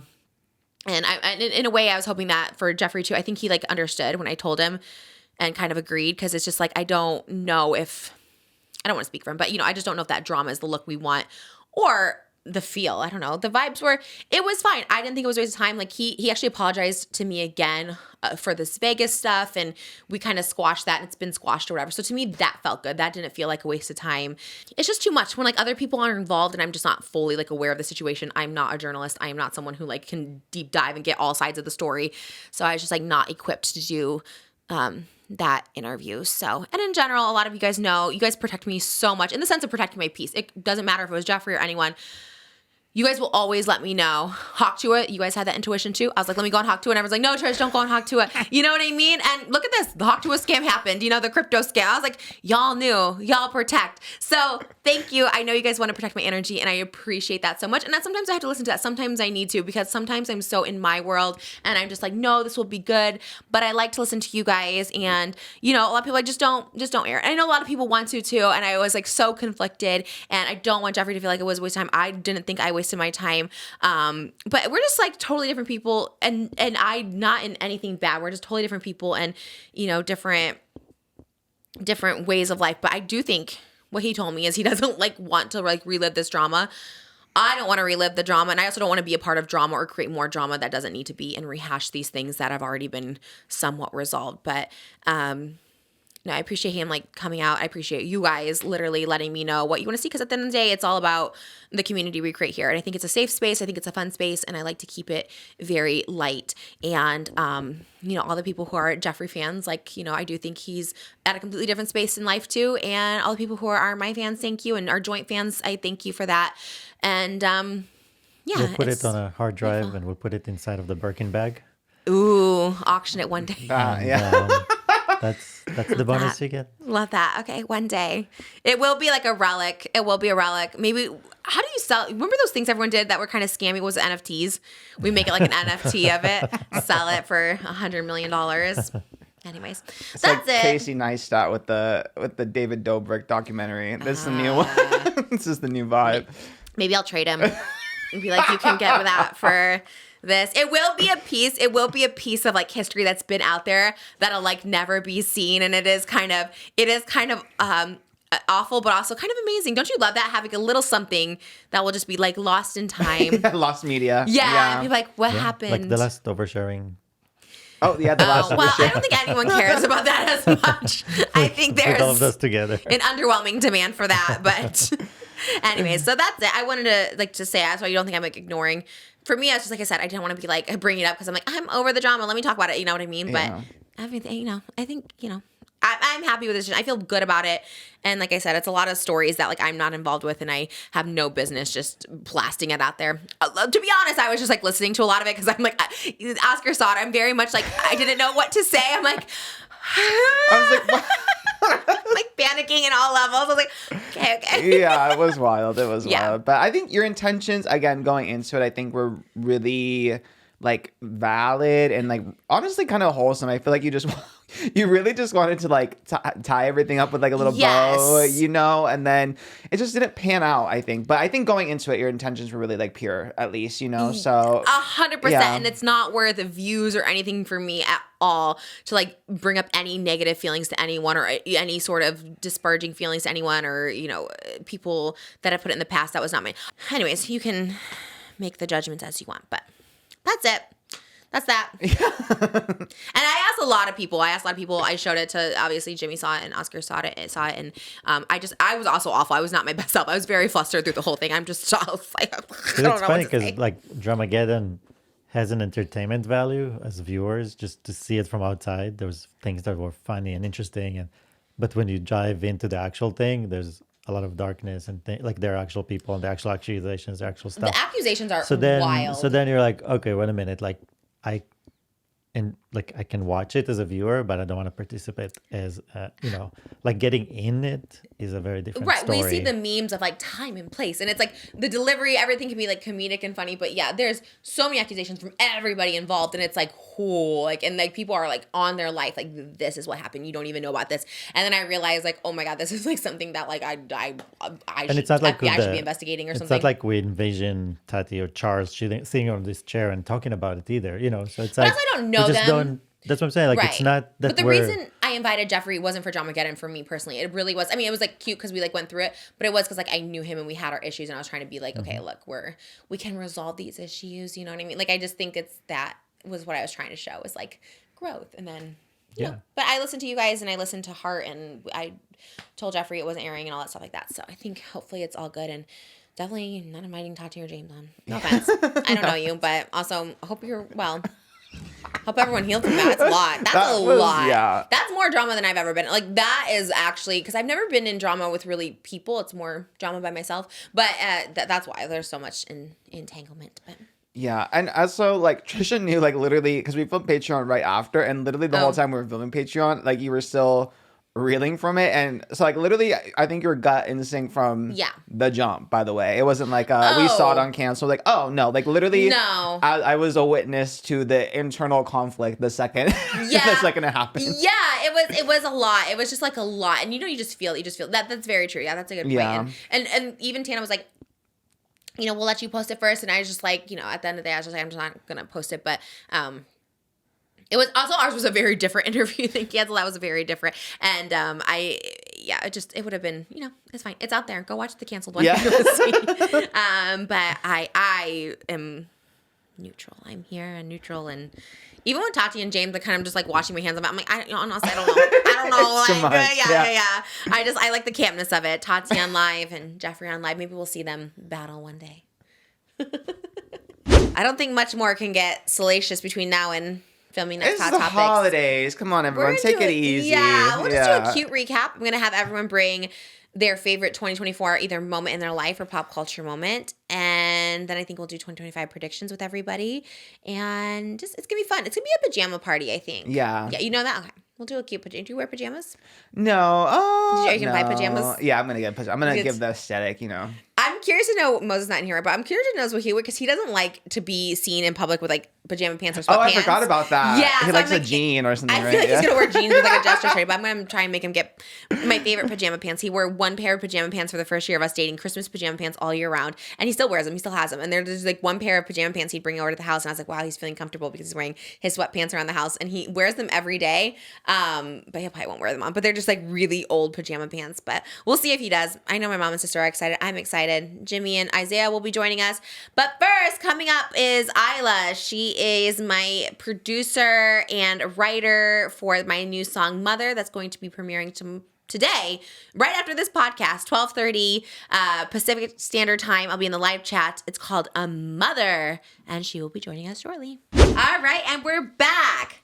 My next guest is a talented singer, songwriter, performance artist, and we co-wrote a new song together, Mother, out now exclusively on Patreon.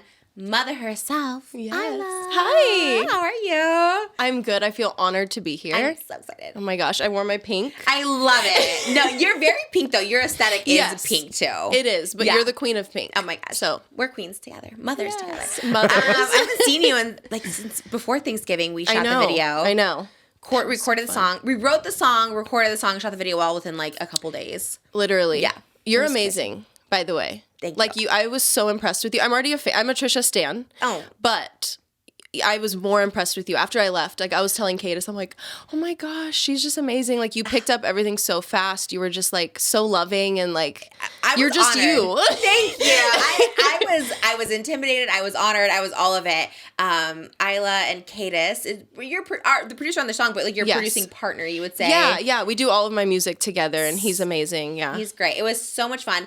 So Patreon came, I don't know when you guys heard about it. I heard about it like a month ago. Yeah. They were like, oh, we have a really good idea to like, have your fans like write a song with you. Mm-hmm. And I was like, well, that's great, but I'm not like the best songwriter, So we did this collaborative effort where we asked the fans, what kind of song, what genre? Do you want to see dance pop? Do you want to do, and everyone voted on it on Patreon. And that's how we came up with Mother. They wanted women empowerment. Yep. They wanted a dance track. Yep. And we gave them all the options. And then we came up with Mother, which I was, the first time I heard your take on it, your like first run, I was like, wait, this is so perfect. There were like little nuances here and there, but you really were like brains behind it. You did the vocal, what's it called? Like track, what is that called? When like demo, like coming up with like different melodies and like I was obsessed. like gibberish. It was so good. I was like listening to it. I was like, wait, this is so good. It's literally one of my favorite songs ever that I've recorded. I was It's so excited. fun. Like I've been listening to it gosh. every day. I'm like, oh my gosh. And I feel like you are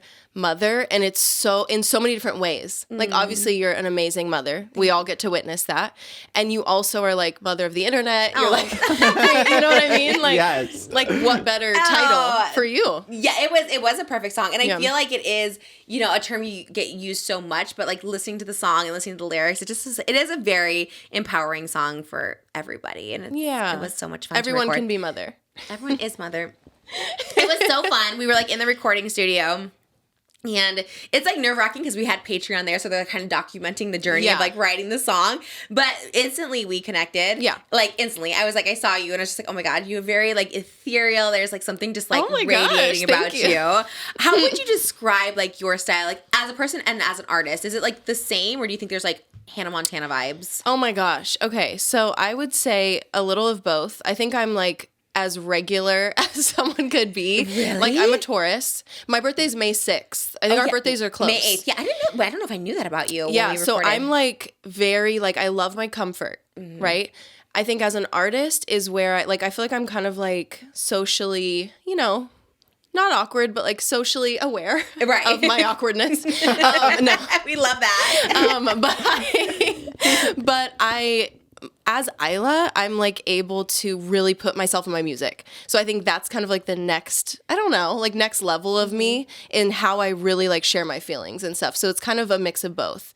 Like I can be in the studio in my little comfy outfit, but I'm like singing about mother or like singing about kind of my struggles or my joy and all of it. So I think that's kind of what encompasses me as an artist, but it's a lot of things. I'm a woman, you know. Oh, the most complex part of anybody is the womanhood of it all. It's a lot. We go through a lot of stuff. And I feel like, when we recorded the song, even though we recorded for a few hours together, but it was just like instant, just emotion, just like a lot, you know, in the best way. Like I shared my story, you shared your story with me, and I just thought, oh my gosh, like there is so much complexity to people and humans, and it's cool that our paths crossed in the way it did. And yes, and when I heard from Patreon, I could not believe, like I was in shock because I have really been a fan of you forever, and I feel like you are in you're in an era that I hope to be in one day.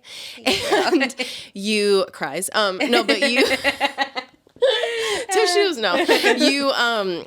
You embody so much creativity and you're so unafraid and just bold and beautiful in every way. And like to get to like work with you and write a song with you.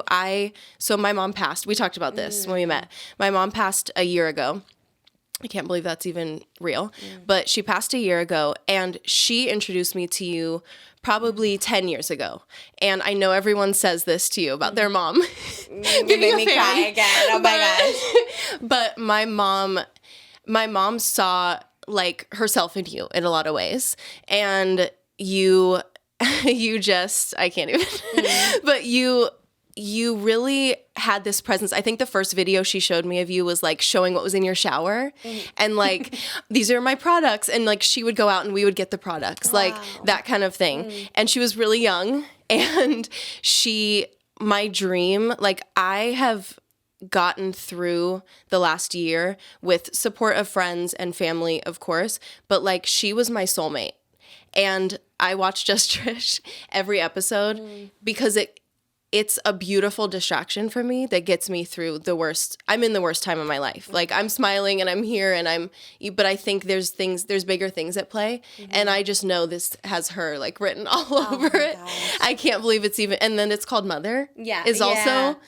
Yeah. Like, I don't know. No, when you share, thank you for sharing this, or when you share that with me, because I think also too, people don't know you guys like, live together. Like we did, you are like close. My whole life. You were the only child, and she's very young. She had you very young. Yeah. And then found out she had cancer. Yeah. Very quickly it went. Yes. And so the shock of all of that, and then you guys living together to that, it's, you know, it's, I think something no one could imagine, especially when you're that close. Yeah. And someone's so young. Exactly. And she was like, she really loved you. And like, we also kind of it was such a bonding thing for us, like watching your channel and then watching the podcast. Like she was sick, right? Very sick toward the end. And it was kind of like a little escape, a beautiful, beautiful escape. And like, it's funny and it's emotional and it's because you're so yourself. And that's what I try to be as an artist. Like, I feel like there is a little bit of an alter ego to the music and to my visuals are kind of crazy and avant-garde. The visuals are beautiful. Everyone Thank needs you. to go look at them instantly. Thank you. Gorgeous. But I feel like that's actually my core, like the core of who I am. And so I just think like, thank you for being you and for like bringing people together. And like, we were like watching your mukbangs and like for years and like your sister and your mom. And like, we talked about I know that. when you said that too, you're like, oh, shoot, your bomb yeah. and the whole Oh, thing. yeah, I was yeah. like, that's... Yeah. I mean, those kind of stories are like literally like just so the most touching thing. And then someone who's so talented and beautiful and like creative. And I was just like, well, she obviously did such a good job because you're just, and you're so put together. I really don't know how Thank you you. are doing it and just persevering with your music. She was supportive of you. Beyond, yeah. And she probably knew you were like a star. Did she get to see, what was some successes of yours that she got to see? So she got to see my first tour, my headlining tour was right before COVID, and which is crazy. And she got to go with me on the second half of the tour. And she was there every day. And we did like, I did the Troubadour here in LA. And you know, I'm from LA. And it was sold out. And it was like, I know it's not the biggest thing, but to me it was Troubadour's like huge. Sold to out's me, huge. yeah, it was just like crazy. And she got to see me like, what's crazy is she actually heard, so my debut album is coming out next year. She heard the album. She heard the whole thing. There's been things, I wrote a song for her after she passed that I put out a couple months ago called Blue Eyes. She obviously didn't hear that, but the rest of it she heard. And like now it's like all sparkly and you know, there's like, of course, as you know, there's lots of things that go into music and adding it and mixing and all that. But she got to hear the essence of it. And, you know, I think the rest of my life, like if I ever get to be like at the Grammys or like this, honestly, this, like my dream was to be sitting here with you guys, all of you. And like, she's here. Like 100%. I was thinking all day, I'm like, she's not going to be here. Like, how am I doing these things? Like people have different dreams. And this is one of my dreams, honestly. And she's not here, but I know that she is here. Present, yeah. So she got to witness a lot. And she also, there's lots of things that I'll be doing in her honor for the rest of my life. So beautiful. You know? What do you feel? Like, what do you feel like she's here? Is it like, I've never gone through any loss or grief. Like, do you feel... I hadn't is it either. Presence? Is it like, what is it? You know, okay, this sounds a little crazy, but I feel like I am more her. Like, I feel her in me. Like, we were very similar. We were best friends. But we were also different in some ways. She was so positive and like optimistic and like you can do anything and whatever. And I could be a little more in my like sad girl vibes. And she was just this light. And I feel like sometimes I pull from her light, like to this day. And that's how I get through things. So that's where I feel her most is like kind of like in me. Yeah, I you're don't feeling know. more positive than you would have were before. Like I speak and I'm talking to you right now and I hear her. Wow. And I don't know, even right after she passed, like we had like babies born in my family and stuff where I was like, oh, she's not experiencing this. And I would like look at them and I would be like, wait, we're looking at them. Oh my God. If that makes sense. So powerful. I love hearing that because it's such a hard thing to even think about. But it's crazy. Like comfort to people either going through it or will have to go through it one day. I hope so. Yeah. I hope so. And the song that you've written about her, the Blue Eyes, you said Yes. it's already out. It's out. Yeah. Where were you in the process of like grief or healing where you like wrote that? Okay, so I was majorly struggling. I felt like I had this album done that I'm so proud of, and this is like last year, and I'm thinking like I need to survive. Like I don't want to put music out right now, but I have to. I'm an artist. Like I have to live, and I already feel like part of me's with her kind of, and I need to be present. So I'm like, okay, I'm missing a song. Like I got to come back with a song that tells people where I'm at. Like the other songs are like fun and sexy and like some of them are sad and like relationshipy, but I'm like, I need one for the real love of my life, you know? And so when I wrote it, I think I told you this, but I went to the Madonna Inn. Yes, we love. And I recorded it there. This pink hotel up in San Luis Obispo. It's so beautiful. In the room, like I literally, we just like set up a mic and like I recorded. I wrote it on. Like in 15 minutes. Wow. And I just was, it's really honest. It's really like, I wasn't caring about like rhyming or like whatever. I was just like, this needs to come out.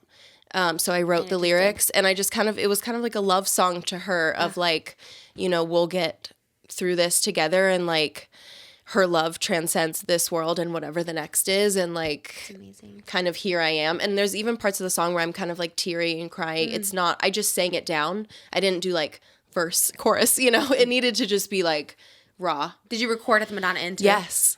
Yeah. It's amazing. In that room, it was just Paytas and I in the room. Wow. Like crazy. I had everybody leave because I was like, I'm going to cry. If I see anyone who like loves me, I'm going to immediately cry. Wow. Yeah. So your relationship with Paytas, how long have you known him for? 10 years. We've been working 10 years. And you met professionally? Just we put met together? in the craziest way. So I was a demo singer. I was working on music, but I couldn't really find my rhythm. People would see me and say like, you should be doing straight pop, or you should be doing country, or you should be doing this. And I was like, R&B is my soul. That's what I love. And I wanted to kind of like have a mixed sound of different things. And so Paytas was working, he had a store that he owned, a cupcake shop at the Topanga Mall, Woodland Hills. Oh my gosh, shout out. neighbor.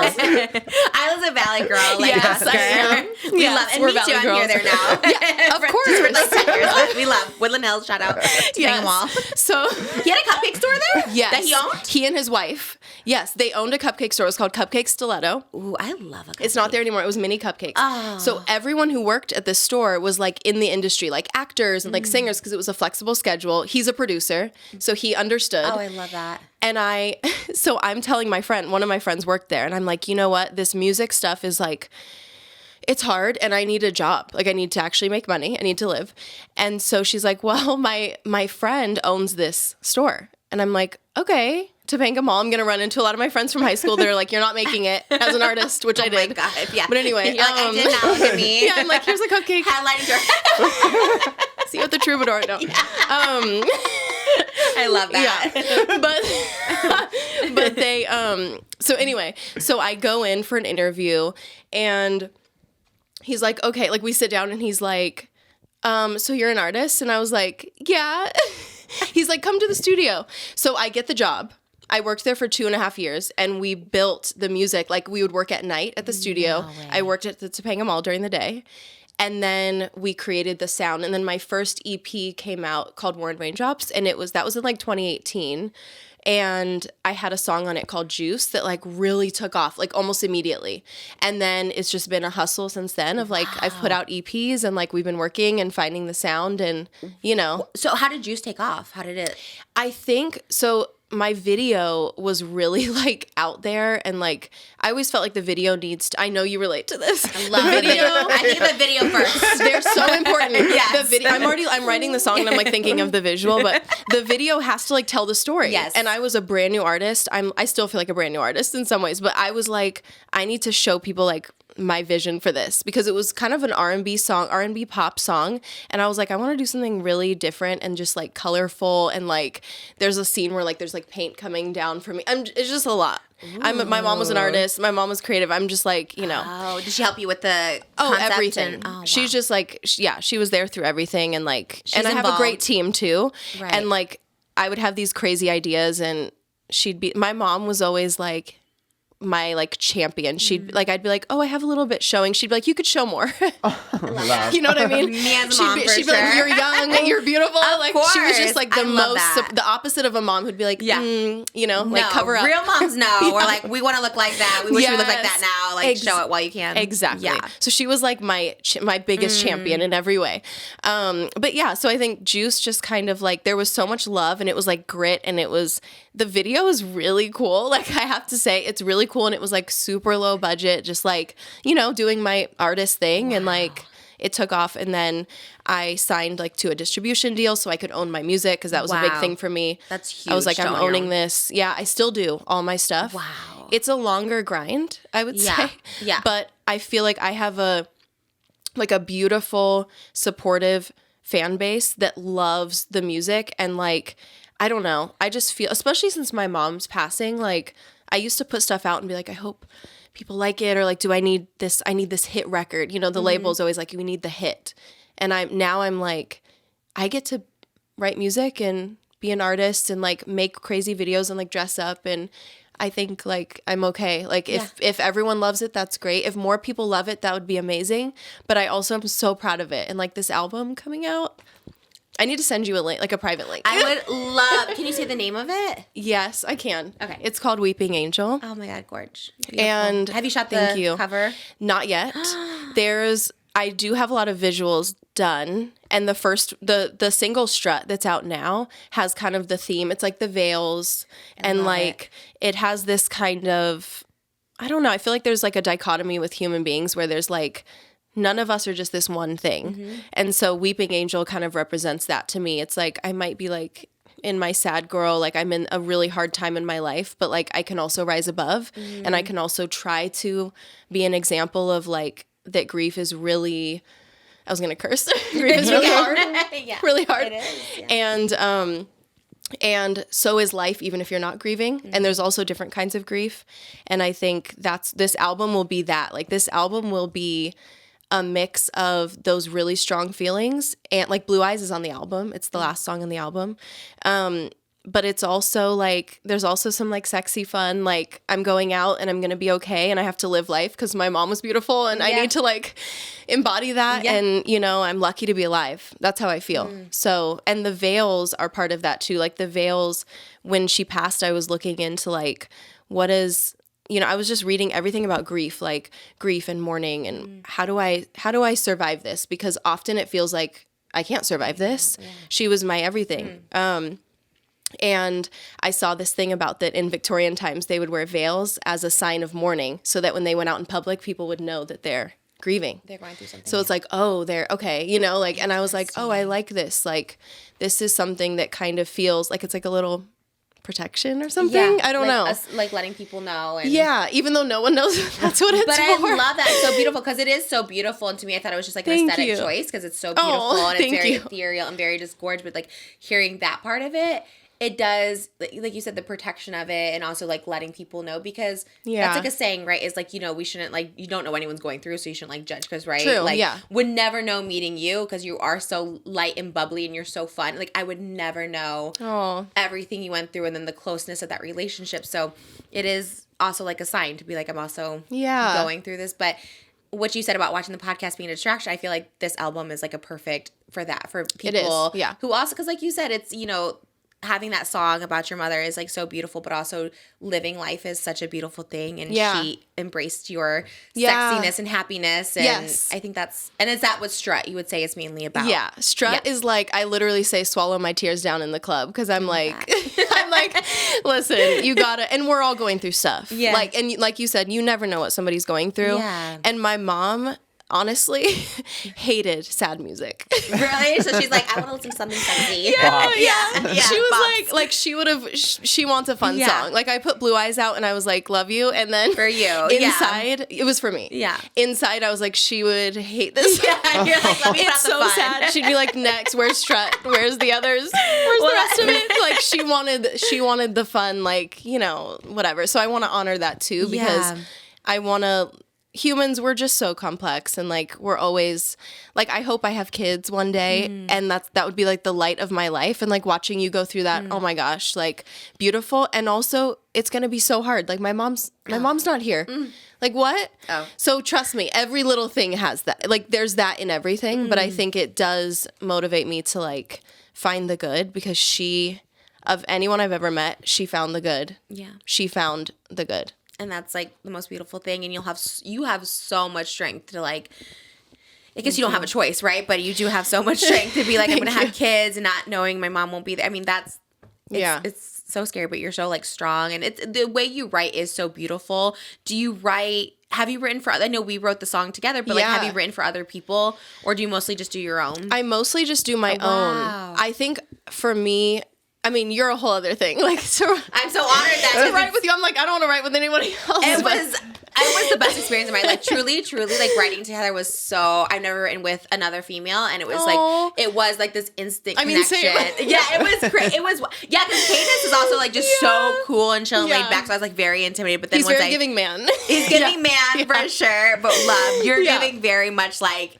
Just like I said, the demo track you recorded, I'm like, okay, I can do this, I can feel this. But we synced instantly, and there is something about writing with like a female that like, you know, just goes through stuff. You know what I mean? Totally. And I'm very honored that we got to like write together because it's so good. Like the way you write and the stuff you write. Even our song is fun and it's dancey and it's women empowerment, but there's some like depth to it. You know what I mean? I really loved all aspects of it.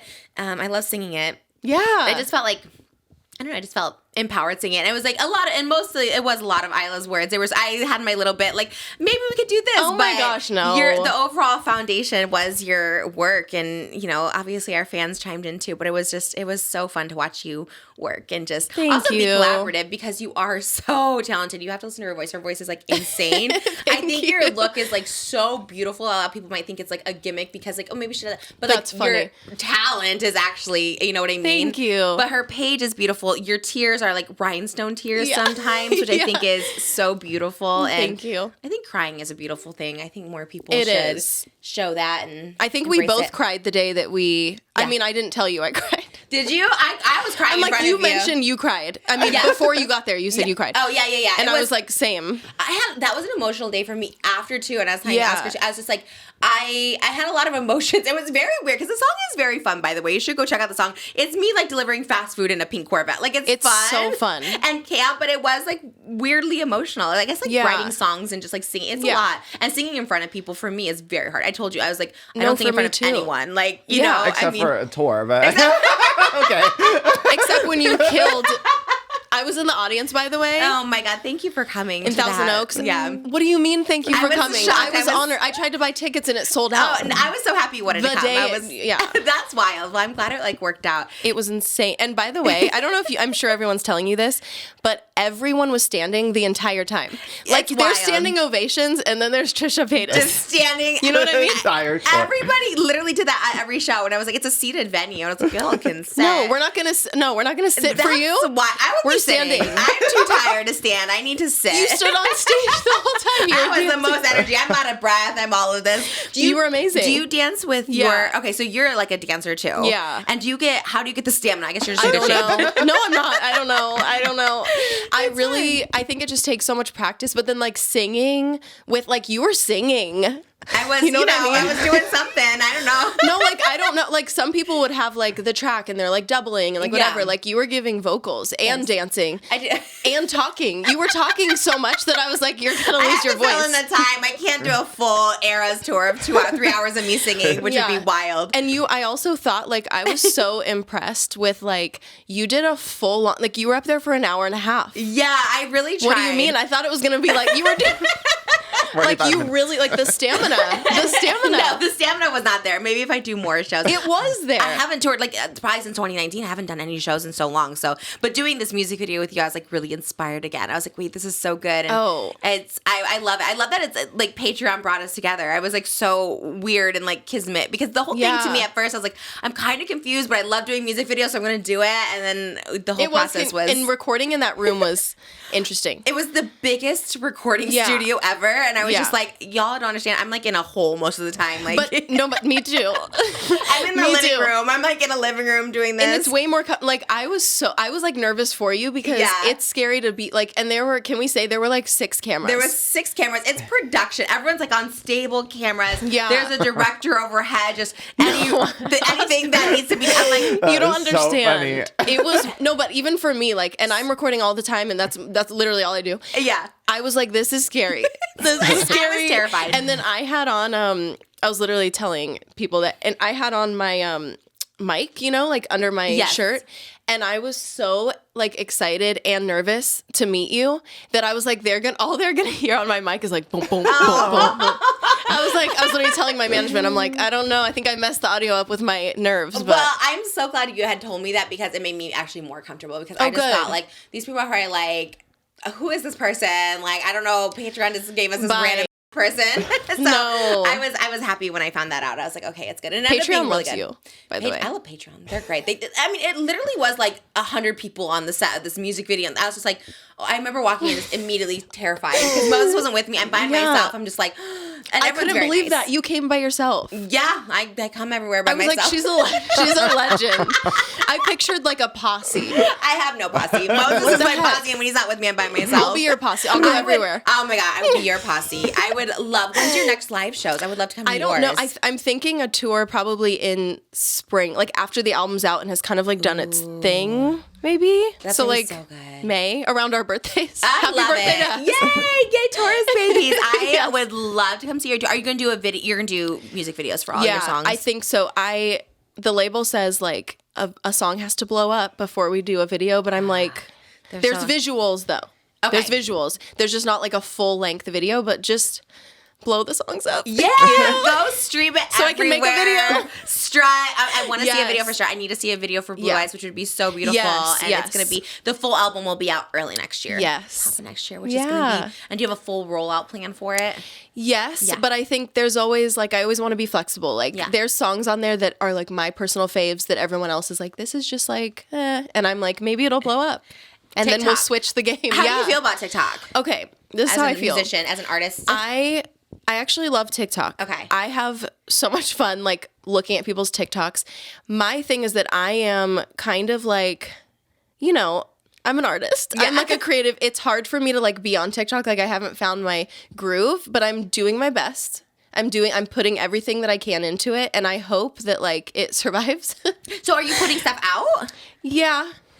As an artist or as your, like just As an artist. Okay, so you're not doing like trends where you're like, this is what I'm eating today. No, but I should.